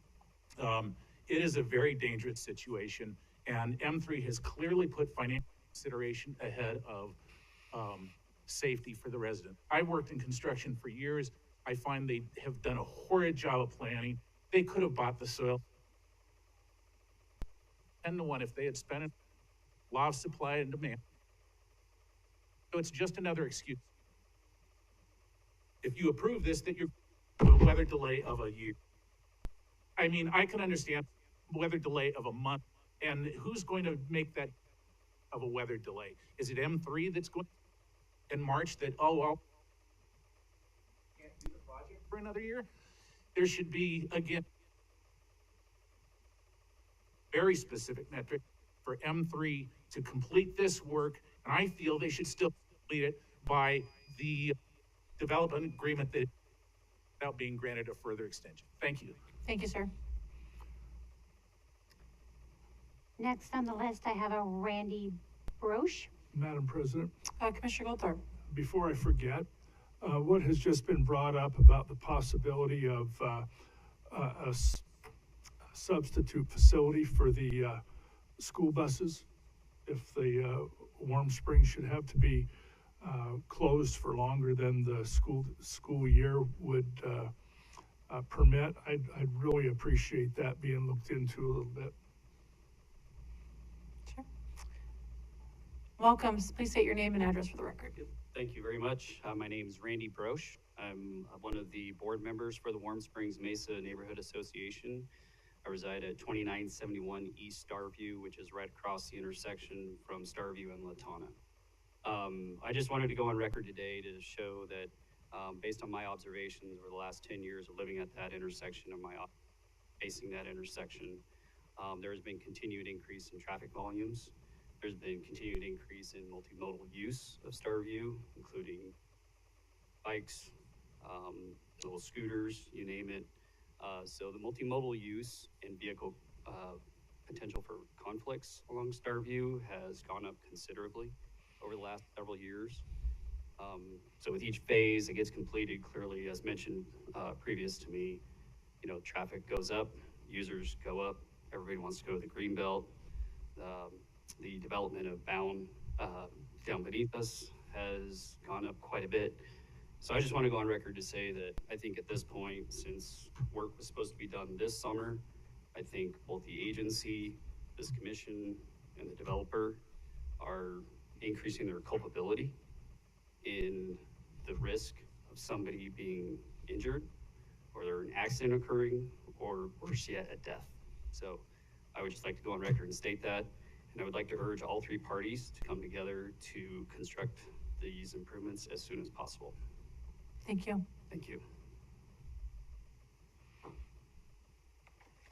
Next on the list, I have Karen Ekblad. Welcome. My name is Karen Ekblad. I reside at 3219 South Ridgepoint Way.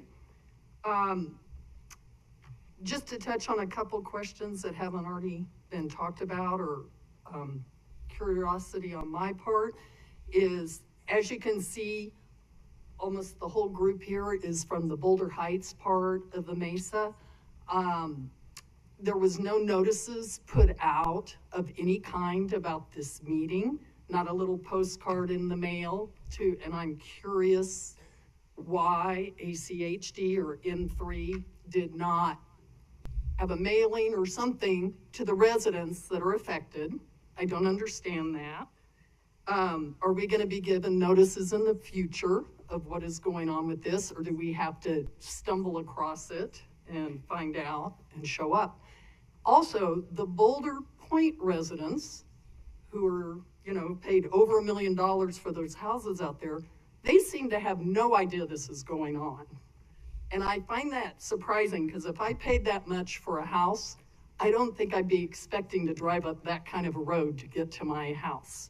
So I find that interesting. These are speculative questions. Maybe somebody knows the answers to these, but I sure would like to know why they're not involved. M3 is building a beautiful swimming pool up there for the Boulder Point residents. They had money for that. I find that interesting too. It's a huge deal they're putting in up there that has to cost a lot of money. And being the Firewise co-captain in the pod there on the Mesa, it is a huge fire hazard. How are we going to get off the Mesa? Now we have the additional houses, if it's 150 that have been built, however many have been built, 2 or 3 cars, everybody's going to be coming down. What if Windsong is the only decent road on that whole Mesa? What if it's closed by fire? We're all going to go up in flames. So that is a huge issue, and they should have never been allowed to even start that development till the road was repaired.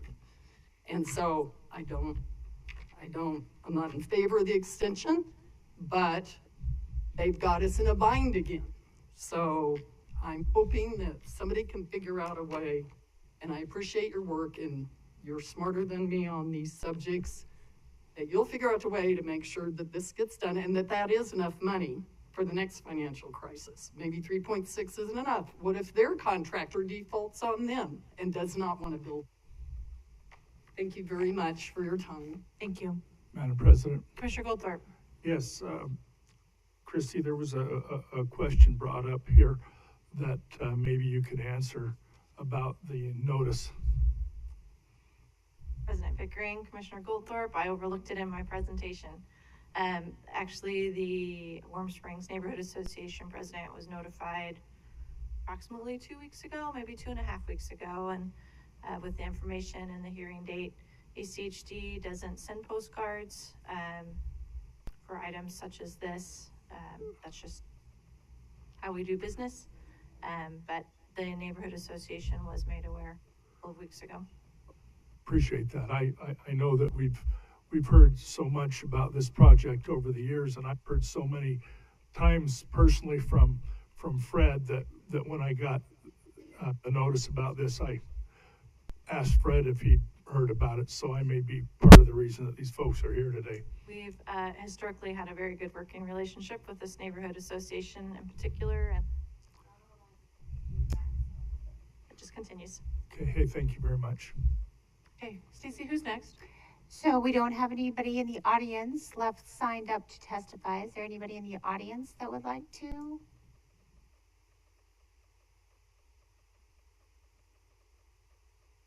Sure.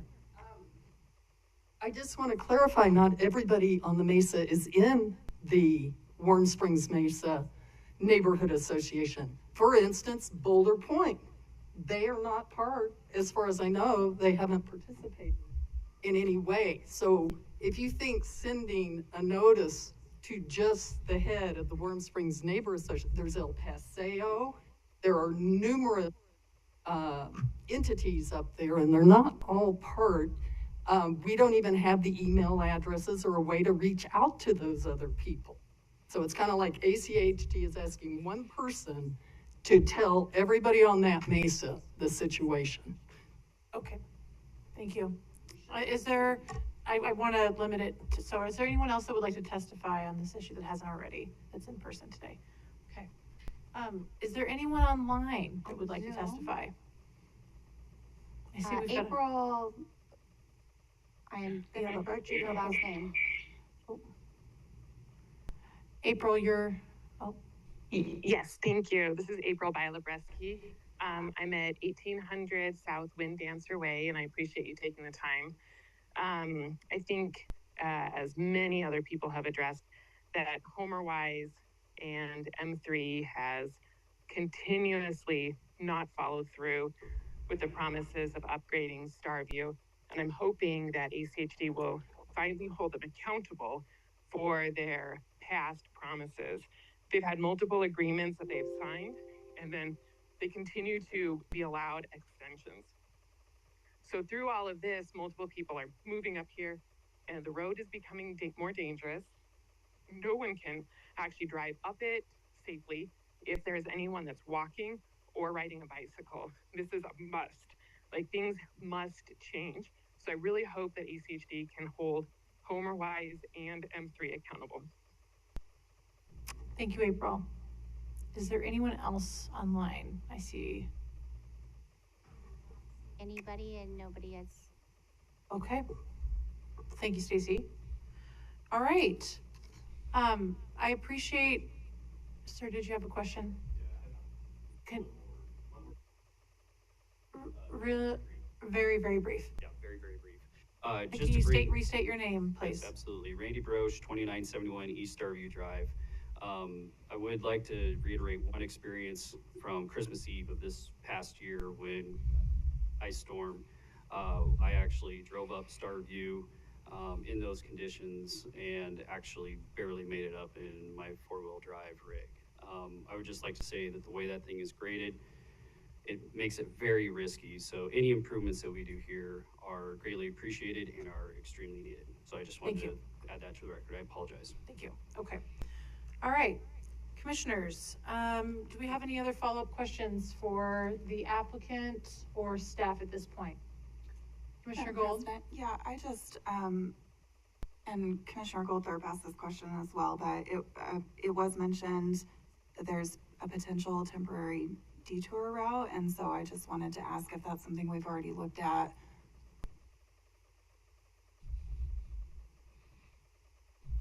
Thank Commissioner Gold. School buses are just one component of school traffic, and so it would be very difficult for us to regulate school traffic through that, what is an emergency access. Even if we were just leaving it or making it available for school buses, it would be very labor intensive for someone. But the school bus is one small component of the trips going back and forth between the schools with parents and such. So we did not consider that as an option. Okay. And just a follow-up question. So this does absolutely require a full closure of Warm Springs, no way to do a partial closure? Correct.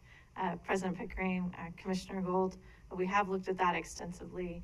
And as I mentioned, they will be regrading the entire intersection of Starview and Warm Springs, which will improve the sight distance to people on Warm Springs and those exiting the Mesa. And that does require a full closure. Thank you. Commissioner Hanson? Oh, Madam President and Christie, so it makes sense because that emergency access is really as an alternative to Barber or Harris Ranch Drive, the one off. So I just wanted to sort of understand why it was so critical that there was absolutely no way we can have detour traffic or, one lane during the construction time on that segment of Warm Springs, because it does take a lot. Madam President, Commissioner Hanson, if they were just doing some improvements there, yes, but we're talking about massive regrading. Okay. And then, just a reminder too, a condition of this same development was the construction of Windsong, and that was kind of forward thinking. Right. Making sure there was adequate access up and down. Right. So I have a follow-up question based on the information we've gotten so far. The issue of the fire season, there have been fires up there. There have been evacuations, I think it was 2016, where people were encouraged to evacuate because we didn't know which way the winds are going to blow. And so that actually also happens to coincide with the driest season, the best construction season, and the time when school's out. So we have all these multiple factors. How do we deal with that? And the dry season actually extends kind of into September. I'm trying to figure out whether there's any way we could get this thing started and get the 3 months with daytime and nighttime work done in a month and a half between now and then affect schools only to the extent that it affects the beginning weeks. Madam President, Commissioner Hanson, my preference is that we not do someone else's contract scheduling from the dais. There's a lot of reasons in this area you wouldn't do work at night, especially in a hillside area, because of the type of work they're doing. This isn't a project where they could open and close easily. As I mentioned, I know there are concerns about fire. There's a reason there are 3 roadways to the Mesa. Right. And, when the work on Starview is done, Warm Springs will be open, but Starview will be closed for a significant amount of time not just for the improvements, but also utility upgrades. So we do have to keep that in mind as well. So I'm just, every which way around it, there's no question, nothing can be done with respect to the piece that has to require the closing of Warm Springs until at least the driest portion of the spring. So I'm not necessarily conceding that you have to do it after school's out, but the driest portion of the spring, which would be in April or May. Thank you. Commissioner Goldthorpe. Yes, would you walk me through the process again, the thought process behind the what's been called the automatic extension for another year? Sure. Madam President, Commissioner Goldthorpe, do you have a more specific question? Sure. There, I know that because of the entitlement, we can't set completion dates. But I don't know that it's maybe the best thing in the world for us to do, to say, hey, if you can't get it done next year, we'll give you another year. There are possibilities. I mean, in every project we construct, or anyone else for that matter. In this case, they do have those materials that were difficult to obtain last summer with the supply issues. They've got all of those on hand, as the developer mentioned. But if we were in this is a what if we were in a situation in November where they're getting close to completing the project and maybe we get a lot of snow and now they haven't completed the project by the end of December, but they're getting close. That would be a reason for a need for an extension. As I mentioned earlier, though, if we're in a position a year from now and they haven't started construction, then we know it's not going to happen by that time. So a 1-year time extension is pretty automatic per our policy. Staff is recommending that we just start over with a brand new subdivision improvement agreement because we are raising that surety amount significantly. Thank you. Thanks, Christy. Any other questions? Madam President? Madam President? No, let's Commissioner McKinney first. Thank you. Yes, let me, can you hear me well enough? Yep, you're great. Okay. I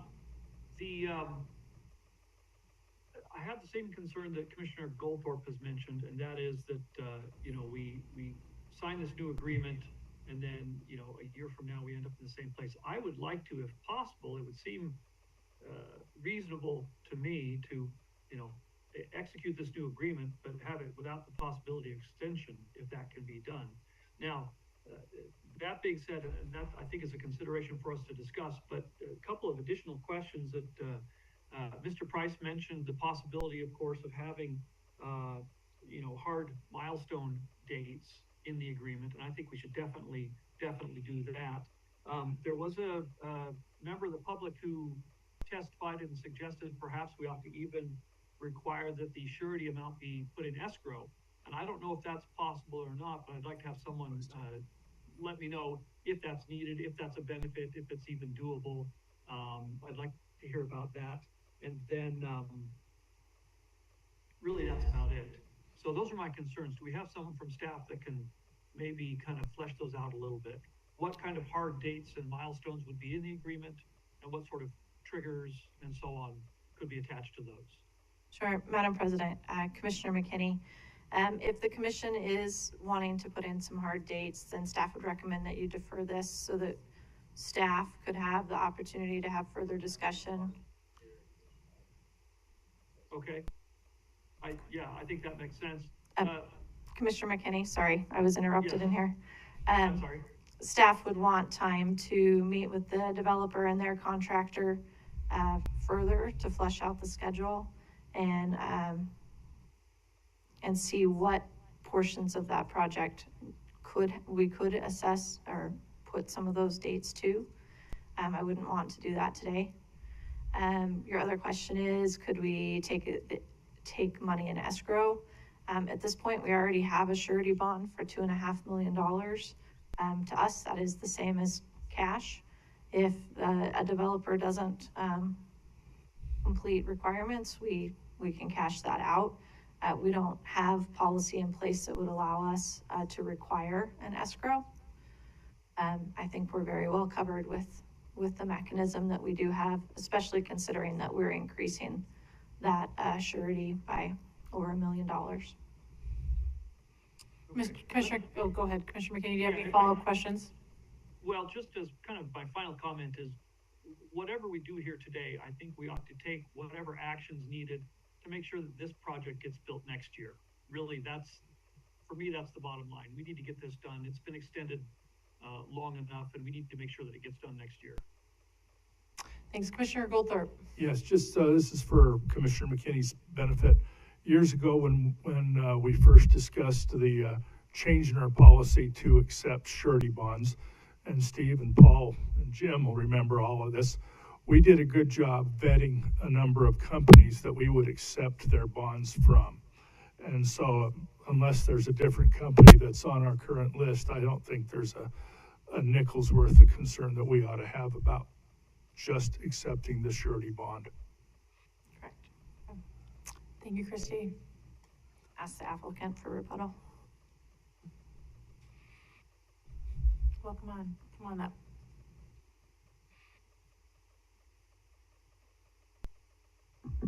Thank you, Mark Tate, again for the record. I won't rehash what you and Christy just went over. I will just add a couple of things. I think there was a comment about holding Homer accountable, and just want to make clear that Homer's not party to any of this. And there's a lot of history on the Hill, and he was the previous developer, and he's not a part of this. Going back to that reroute, you know, that emergency access that was discussed as a connection to Park Center Bridge, it wouldn't do anything to help connect Arbor Valley to Adams Elementary School, which feeds Adams Elementary School. So there's really not a possibility for that. And I think, you know, most of the comments were about timing, and I'll just go back to say that, you know, there's not a firm date that was set, or number of lots or phase for this improvement.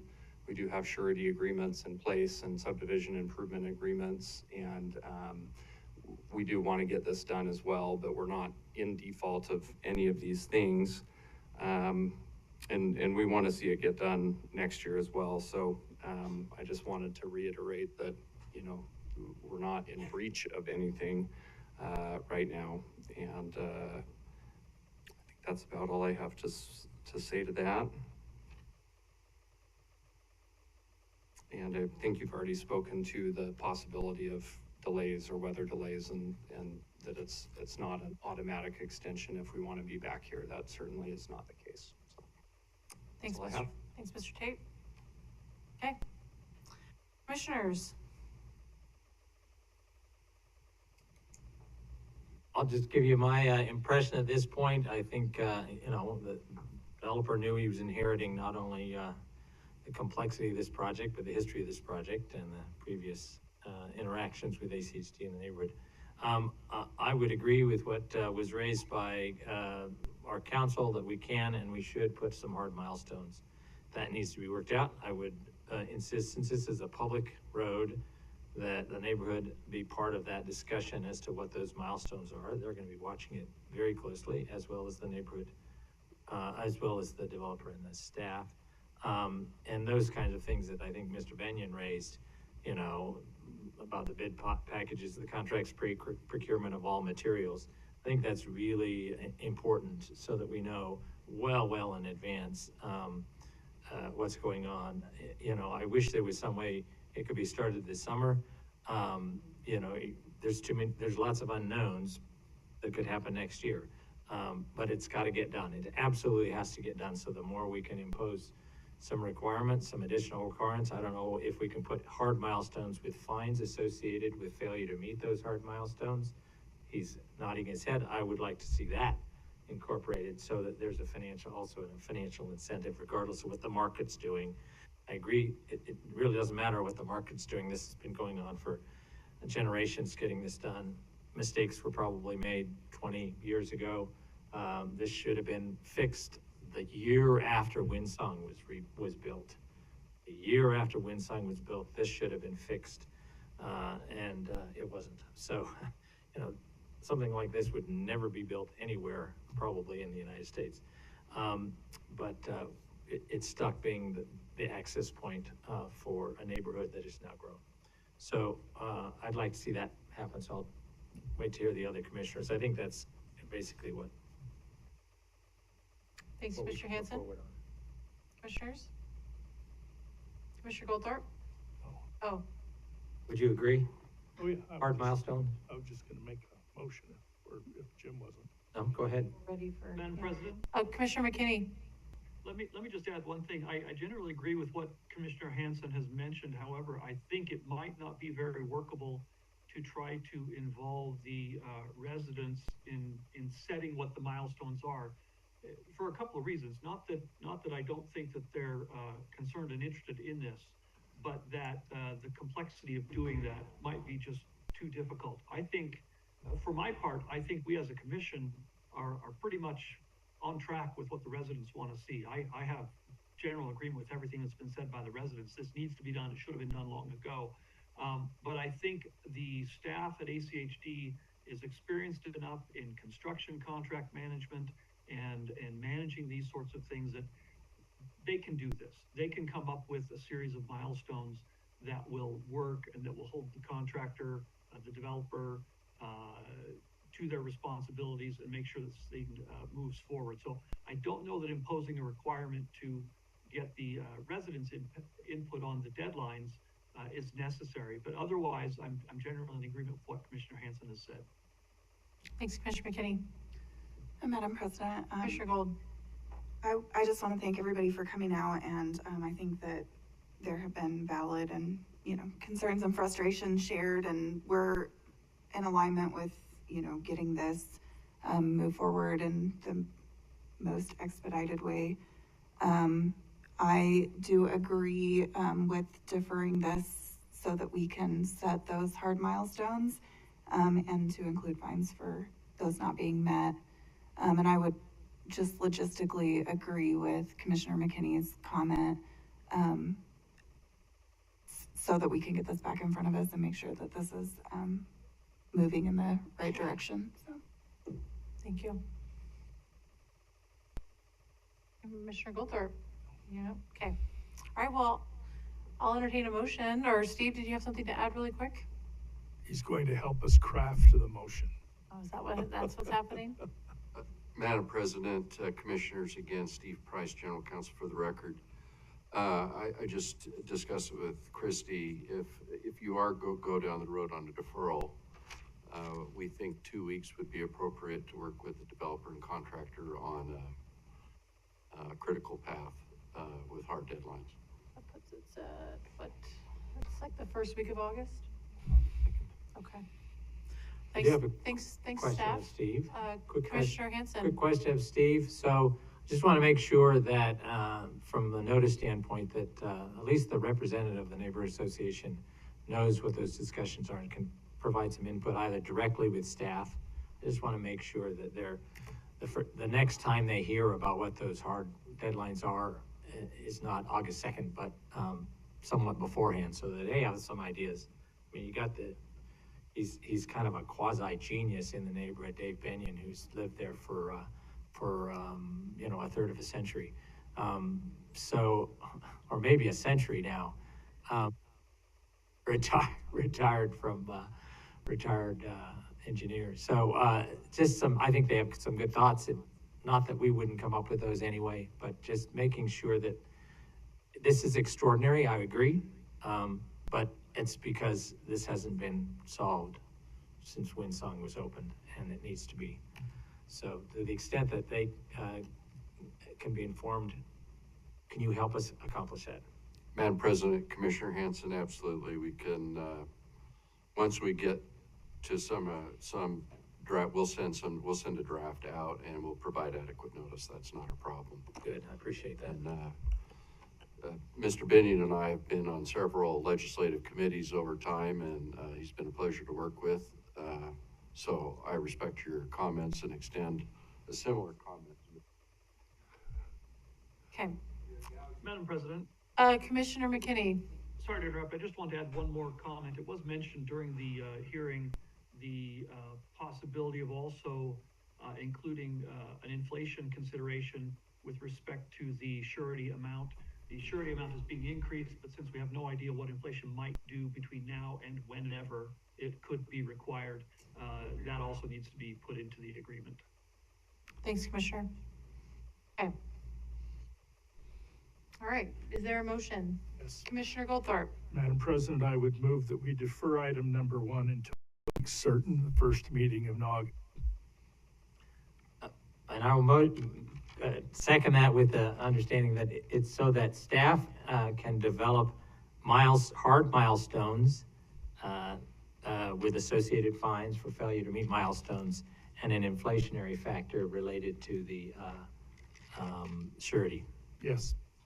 I'll second that then. So it's been moved and seconded, discussion.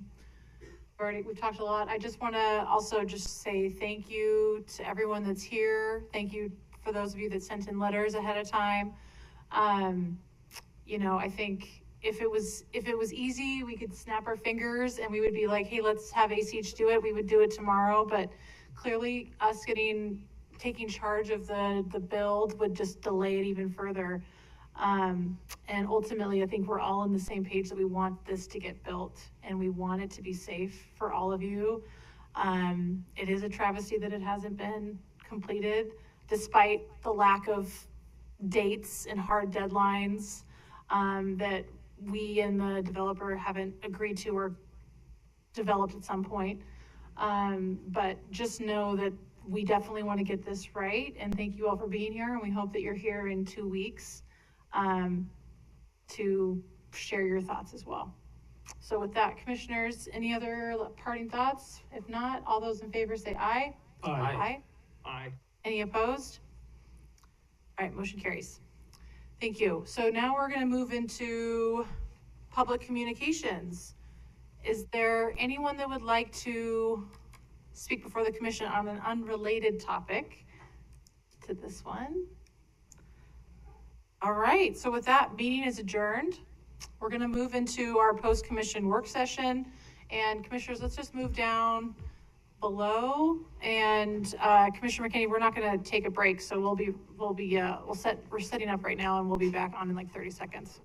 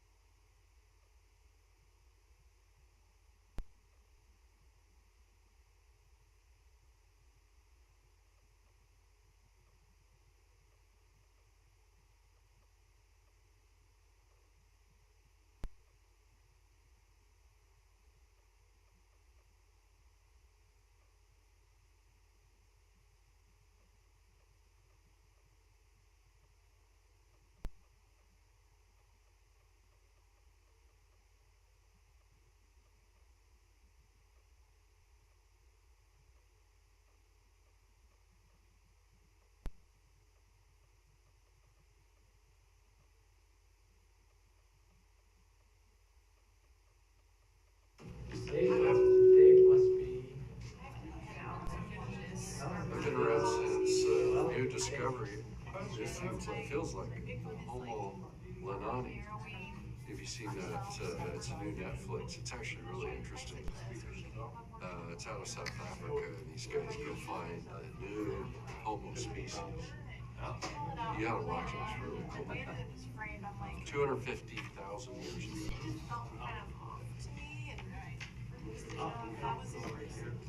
That's how I feel. I can remember we called them pedestrian facilities before any of the older heights had wind song and all that stuff.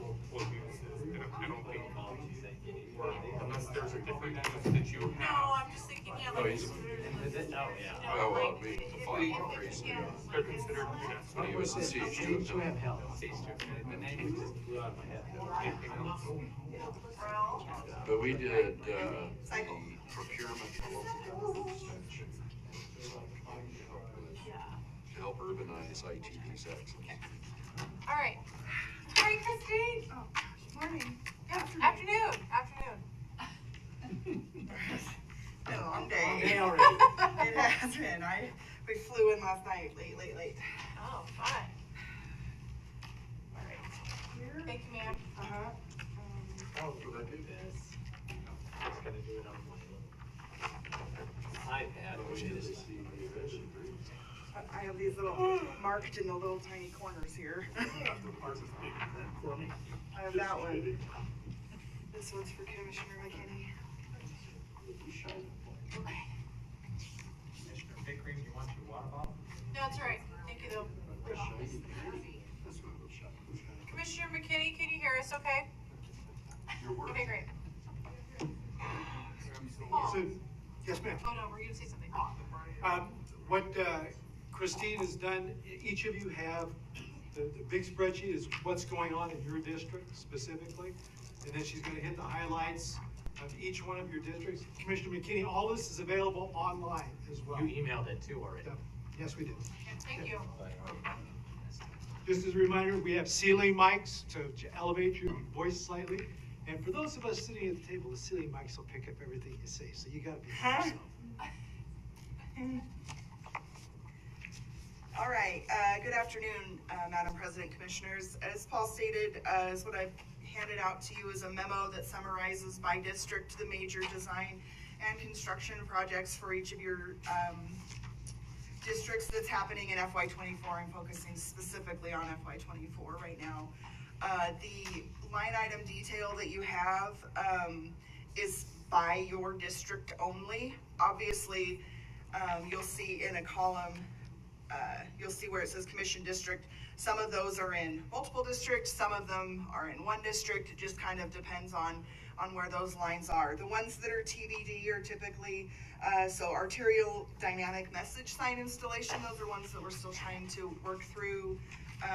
The specific locations, bridge preventative maintenance, so some of those level of effort type projects that we're working on, as well as some miscellaneous maintenance type projects. You do also have at the very back of your packet a sheet that details out all of the segments for each of those capital projects. Thank you to Diane who prepared this for me. So these are all the segments within the project name in there, because I didn't want to add these segments into this spreadsheet and then it gets this big, a million miles. So as Paul mentioned, if you would like a copy of all of the projects, it's online, or if you get a hold of me, I'm happy to print one off that has everybody's projects for all the district. It has it all combined there. I just know in the past there's been requests for being able to see which ones are in which district. Online it is available in Excel also, so you can filter by those also, and slice and dice it kind of however you'd like to see it. So we are looking at a capital budget of $105.6 million. This is up slightly from what we had originally proposed last week. We pulled back in a project that is ready to go to construction. That is Lake Hazel and Maple Grove. So that project is ready to go to construction, and we wanted to make sure that we continue to move that one forward since it is going, and Lake Hazel is labeled as a priority corridor. So I'll just start and kind of go through these projects, hit a couple high points in each of these districts. If you have specific questions, I'll answer them. If I don't have the answers, I have a lot of really smart people that'll help me get through on some of the additional details. So in District 1, We have Amity 5 Mile Maple Grove, which is a road widening project that's starting. Yep, just to clarify, that's actually District 4 except for the Maple Grove intersection. The Okay. line is at Maple Grove. Okay, so that might be why it's in both. Yeah, both it's just sections the then. intersection. Yeah, okay. Yep, it's That's one of, right. one of those that happens. And then Annette Malad to Targhee, and then Malad Annette to Federal Way. So that's a project one, that we're working through on the design. As we've been going through the right-of-way process on the Garden Street. This affects both District 1 and District 2, but the Garden Street Community Improvement project for increasing pedestrian safety, and then Rose Hill, the traffic calming, the mini roundabout, and the like related to that in District 1. Those are just some of the highlights. District 2, significant amount of design related to the Access to Opportunity Grant. Several pedestrian improvements, pedestrian crossings. Some of the largest ones in there are also the Emerald Street overpass design. And did I switch those? Yeah, That's no all worries, right. keep going. We figured it out. Keep going. Hey, thanks. That's all Thanks right. for figuring me out. You know our names, not our numbers. Oh, okay, I apologize. And then the 5 Mile overpass corridor improvement in coordination with ITD. Those are the big designs that are really started, in addition to all the several access to opportunity projects in District 2. And again, Garden Street community improvement project in coordination with District 1. Okay. In District 3 for design, it's the Collister segment. We've done several concept studies on Collister State to Hill, so we're going into full design on that project. And then Pierce Park Lane, Lucky Lane to Hill Road, another quarter and intersection improvement project there. On the construction side, we've got some pretty biggies there. We've got the completion of the downtown Boise implementation with CCDC coordination. And then we're splitting up the Eagle Road and State Street project that's in Eagle, and doing Eagle and Plaza in State and Second. And then the plan will be in FY25 to do the remainder of the quadrant on the west side. And then also starting, I apologize, this is a concept study for State 8th to 14th. Jeez, I apologize. 14th, yeah. Sorry. That's what happens when you do work in a hotel room. 8th to 14th, as directed by the commission to work on those, improving the pedestrian safety along those ways. In District 4, we've got Amity and Locust Grove. A lot of the work, obviously, with District 4 is south of the freeway. Amity, Cloverdale to 5 Mile, Amity 5 Mile to Maple Grove, Cloverdale, Amity to Victory, a lot of these CIP-related projects. Just continuing to move through the process as previously identified in the CIP and the Integrated 5-Year Work Plan. On the construction side, we do have Lake Hazel and Maple Grove, Lake Hazel and Eagle Road, and Eagle, Lake Hazel to Amity. Being someone that lives out in that area, they're very welcome improvements. That Eagle and Lake Hazel intersection is always very strange to me because it just like comes to a point. I feel like I'm in a Dr. Seuss novel and see which way I'm going to fall off of. But so those are going to be very, very welcome out there. In District 5, the design, we're beginning design on the Linder portion between Chinden and Highway 44. This is one that has multiple bridges. It's a road expansion. At one time, we've done an early concept design. So we're breaking it up into 3 different phases. We're kind of starting all the phases right now as an early look to see how then we would phase that out. It's several tens of millions of dollars, so we're trying to figure out on the phasing process as we go through that design so that we can project that long term. We also have the Linder overpass in coordination with ITD, as well as USTIC and McDermott and USTIC Owyhee Storm to Black Hat. Those are a couple of the projects that are related to the Highway 16 expansion. And then the major ones in in District 5, for construction. So we have two large bridges in Star they're both south of McMillan, but they are both greater than $1 million each and are in desperate need of repair. On the second to last page, and the last page goes over some details, allocation based on types of projects. One of the things that I've always shown through this project is how much are we spending on capital improvement projects and how much in capital maintenance. And some of that has, some of that detail is kind of, we've ended up with a lot of detail in the process of going in once, right? So our capital maintenance project now has capital maintenance, and then we have some pedestrian, and then we have we have a lot of ADA stuff related to that. So those projects, and that's one of the reasons that we have so many line item projects going on, is because from in order to capture the costs for all of those types of projects, we have to break those out. Even though their core project may be maintenance project, we still have to break out those various programs so that they fit into, we can capitalize them appropriately in the assets. And with that, I will stand for questions. It was kind of a quick review of everything going on there. I'm happy to go over any questions. My current plan, I didn't put next steps on this, will be that, so we'll be before you next week for second adjustments for FY23.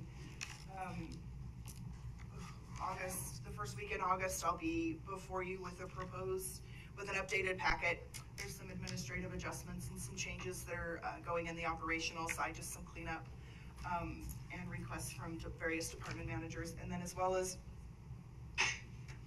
more of a formalized presentation on the capital budget side. See ya.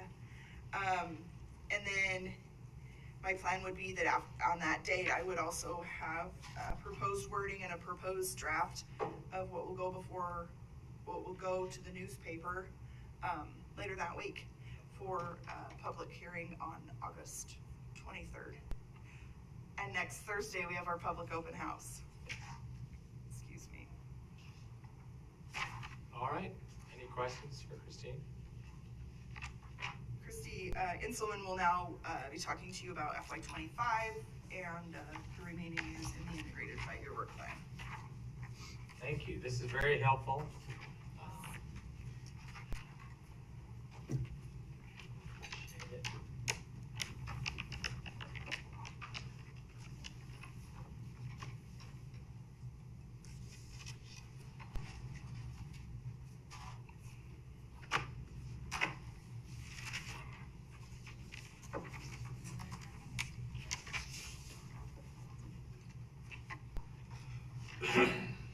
All right, well, good afternoon.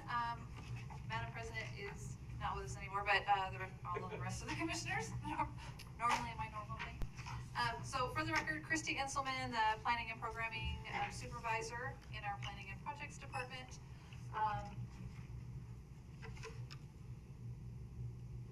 Sorry, just waiting for my PowerPoint to come back up. There it is. Not that I'm moving it just yet. So we're excited to bring you the release of the 24-28 Integrated 5-Year Work Plan. Before I dive right in, we wanted to highlight that we continue to innovate and reimagine how this plan and its components are available to the public and our partners. The map and project sheets have been upgraded to be even more user-friendly. And as we finalize this year's update and move into next year, because it's a cyclical thing, we will continue to look for opportunities to evolve and enhance our process. So for the schedule, where we're currently at, this is in a very, very tight nutshell, the yearly adoption of the Integrated 5-Year Work Plan. So we're finalizing the program development. We're here in July. So we have our work session today on July 19th to release that draft to the commission. The actual draft will be released to the public on Monday. A few of our systems are not working nicely together today, so we have a few little kinks to work out, so we're set to release that on Monday. And I'll show you kind of a overview of what that's gonna look like. So just to kind of go back to what we've done thus far, we had a public and partner agency outreach started back in November of last year, where we had a kickoff meeting with our partner agencies. We also had a public outreach that we tried a new outreach to them with an interactive map, which resulted in over 1,300 comments from the public, which was awesome. We received 70 subscribers to our Engage platform specific to the Integrated 5-Year Work Plan, which is great. We'll continue to build that, so we're very excited about that. For our partners, we did offer, we had a large kickoff meeting with all of our partners and offered individual meetings as well upon request, and we had several of them take advantage of that. And then they had from November to February to provide us their prioritization list, which they all did. So some plan highlights. I know Christine talked about some of the 24 projects that we had. So I just wanted to highlight what we have coming up in the first 2 years of the plan for construction, specifically construction projects. So we have some pretty big ones. We've got the Eagle and State that she mentioned, those projects out on Lake Hazel. We also have the Rose Hill project, which was the pilot, as well as the mini roundabout on that corridor, State Street, Garden, and our traffic ops. And then coming up in fiscal year 25, we also have some very big projects coming our way for construction. More projects on Lake Hazel from Eagle to Cloverdale and that intersection there. We also have State Street and Pierce Park, which will start, that it does include the intersection and a section of the portion of the roads on either side, as well as Ustick and Black Cat. Black Cat's 10 mile, and that's the portion that's adjacent to our future Ustick yard. And then some plan highlights specific to our road and intersection and bridge projects. We wanted to highlight some of those. So we have our State Highway 16 supportive projects. So they're all but the Franklin Road have all moved into a construction year. So with this next update, you'll see they've all moved up into the plan and continue to go down that process. So we've got all the Ustick segments in the Franklin Road, either construction or design right away.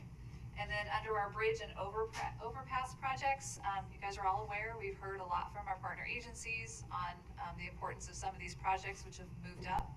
So we have 2 projects that are going to start concept next year.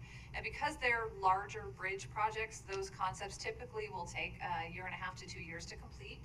So we have the Eckert Road bridges. That does include Eckert and Boise Ave. The intersection will be included in that concept study. And then we have the Fairview Ave bridges. Both of those will be concept. And then we have our Emerald Street, Camelot to Raymond. We have that planned for construction 2028 to 29. 5 mile Overland to Franklin, which includes the overpass construction 28, and that one is a federal aid project. And then Linder Road, Overland to Franklin, with the recent feedback we received from ITD having funding to support this project, that was moved up so that we have that one scheduled for construction in 26 to 27. These are not all inclusive. We have a whole bunch of projects in the Integrated 5-Year Work Plan, but these were just highlights. Next, I want to highlight some of the community programs projects within the plan. As she mentioned, Christine mentioned the Access to Opportunity Grant. So we have 26 total projects that are going under design as part of that effort. We also have capital going to design in 25. Hollister, she mentioned that one we actually moved that into a construction year. We just completed that concept just this last year. So that's exciting to see. Our Liberty Street project, we've got that holding firm to that construction year 26. Linden, we have that concept ongoing and we'll finish that out in 24. And that will also include the intersection at Linden and Boise Ave because it's not a singular project. It really makes sense to do it all together. The Star Road, Maine to State Highway 44. We have 2 projects in our 5-year work plan where we speak to that particular corridor.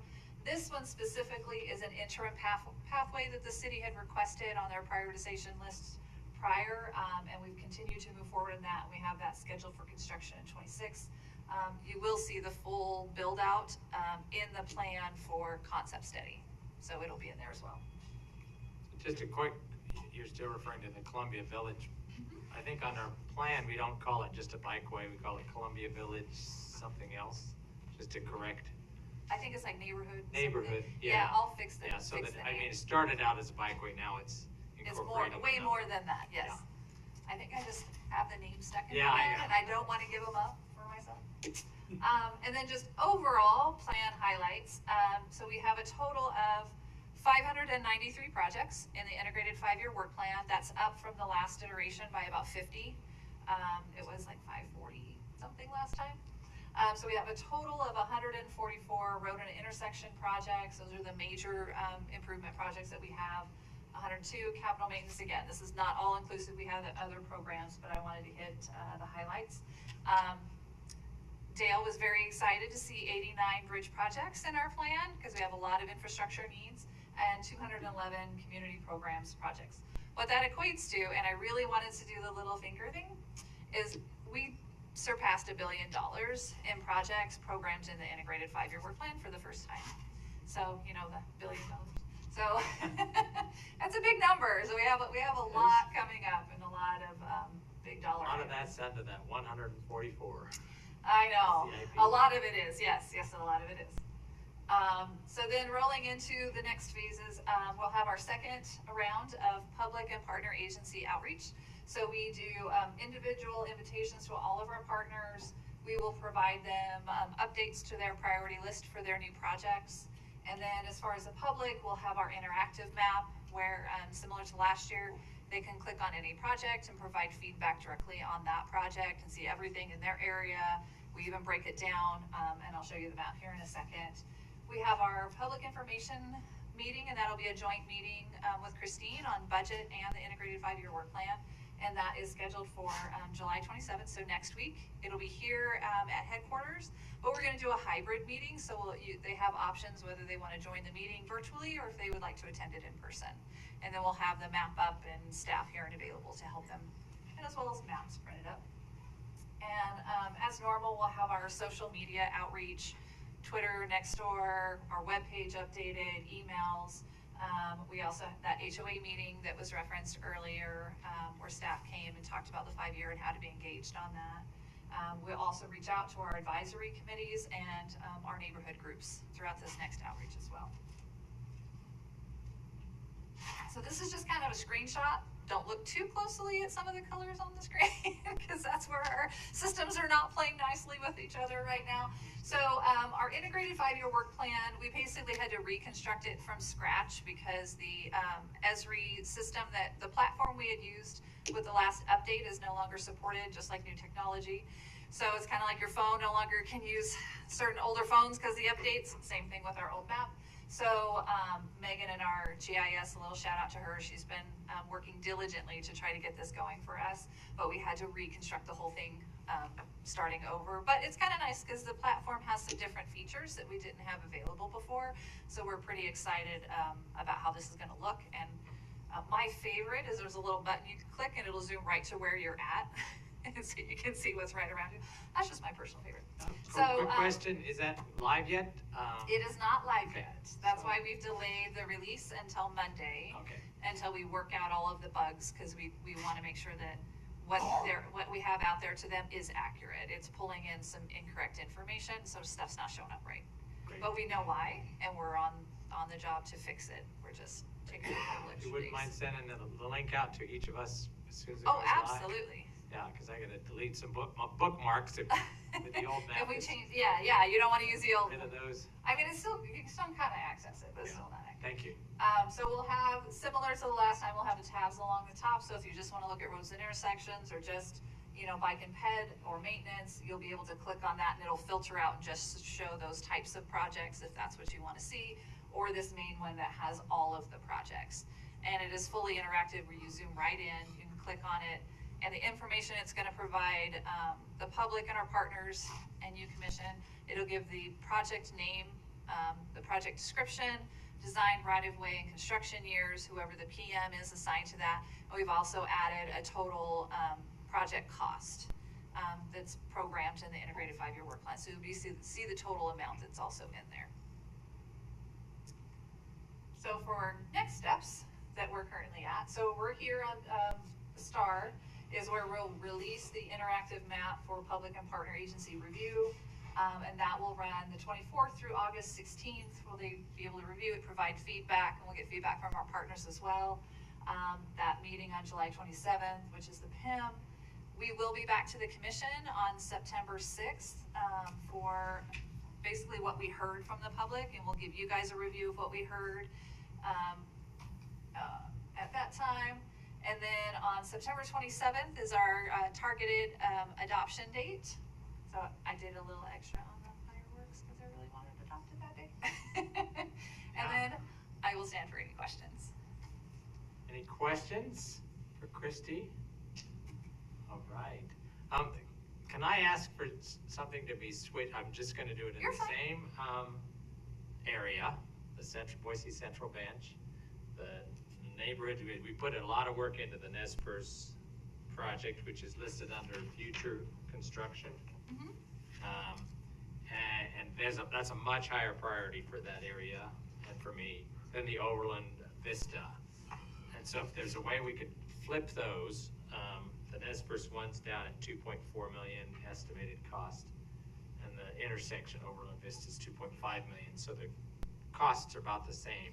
If you could flip those, just get it from the get-go. Let's get the order right. Commissioner Hanson, I'll certainly look into that. I know that the Overland, that is under our roadway and ADA, and that actually has federal funding available to it that Nez Perce doesn't. But let me double Nez check. Perce should. There's a lot of ADA I know. in Nez Perce. Well, yes. So let me look into that. But that's part of the difference between those two particular projects. Is one, we do have federal funding available to us. Yeah. The other, it's local funding out of our core. Right. I'd actually prefer federal funding to use other things, because that's also in a corner that hasn't yet developed. And to the extent some of this might be done by somebody who purchases or currently owns and can redevelop, I've said that when we were adopting it, it's like, I'd rather they pay for it. And so it'd be a shame if we spent $2.5 million redoing it, even if it's partly federal, and then a developer comes, 5 years later and tears it all up and does whatever they want to do. So that's why I don't see that as a priority. It's not been raised by the neighborhood as a priority the way that Nez Perce and some of the others have. And I thought because those are roughly the same amount, we could switch places and continue to put the other one on the future list.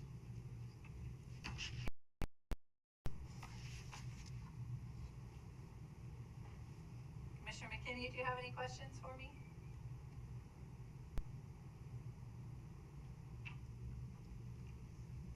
Hey Dave, you got any questions? Do you have any questions? Nope, I'm good. Thank you. All right, good. Thank you. Thank you. All right, the last item on the agenda is our pathways policy, which we've got some input on today. Ryan?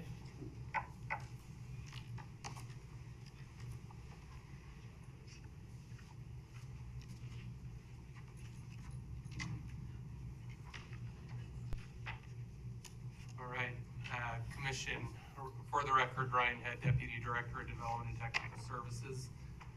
I have to ask myself over and over again, which policy are we talking about today? So Pathways is the one we're on today.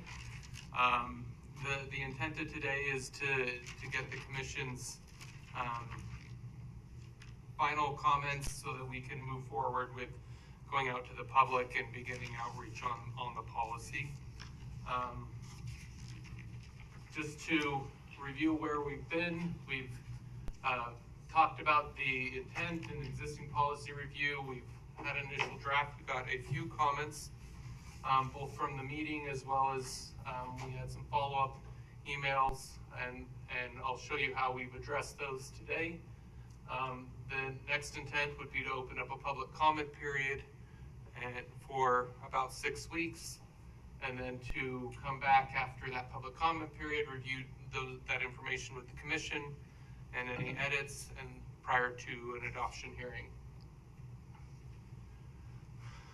The approach for this, again, would be to reach out to all the stakeholder groups. It's been A good experience is we've been working on other policies, already visiting with them, and I've already visited with the Bike Advisory Committee and the ADA Committee, introducing the pathway policy and as it currently sits, because of the schedule of their meetings, as well as I visit with the pedestrian advisory group tomorrow. We'd also open up a virtual open house as well, so that the general public can also have the opportunity to hear what edits are proposed. Just one quick reminder as we jump into this is that this is a development policy. And so as we talk about how it's applied, it's really applied as new development comes in and as they address the frontage adjacent to their property. It doesn't affect ACHD's capital projects. It's really in ACHD's development policy. I'm not going to go over these in great detail. We talked about these a few weeks ago in terms of the proposal highlights as they currently sit. But I do want to, or as they were previously presented, but I do want to highlight some of the changes that were made based on the comments that we received. Commissioner Gold asked us to identify that we talked about a design speed for collectors, but we didn't have in there a design speed for arterials. And so taking a look at that, we added some language related to arterials. Primarily, we indicated a target speed. You know, one of the differences between when a collector's built and an arterial's built is that collectors are built wholly by development. And so when they're building generally from greenfield, and so setting a distinct design speed for those is appropriate.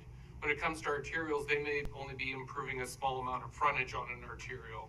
And so what we did is we said the design speed would need to be approved by our traffic engineering staff, and we identified a target speed, a speed that we would like to design the road to, but recognizing the conditions and how the road's already built and how do we handle that.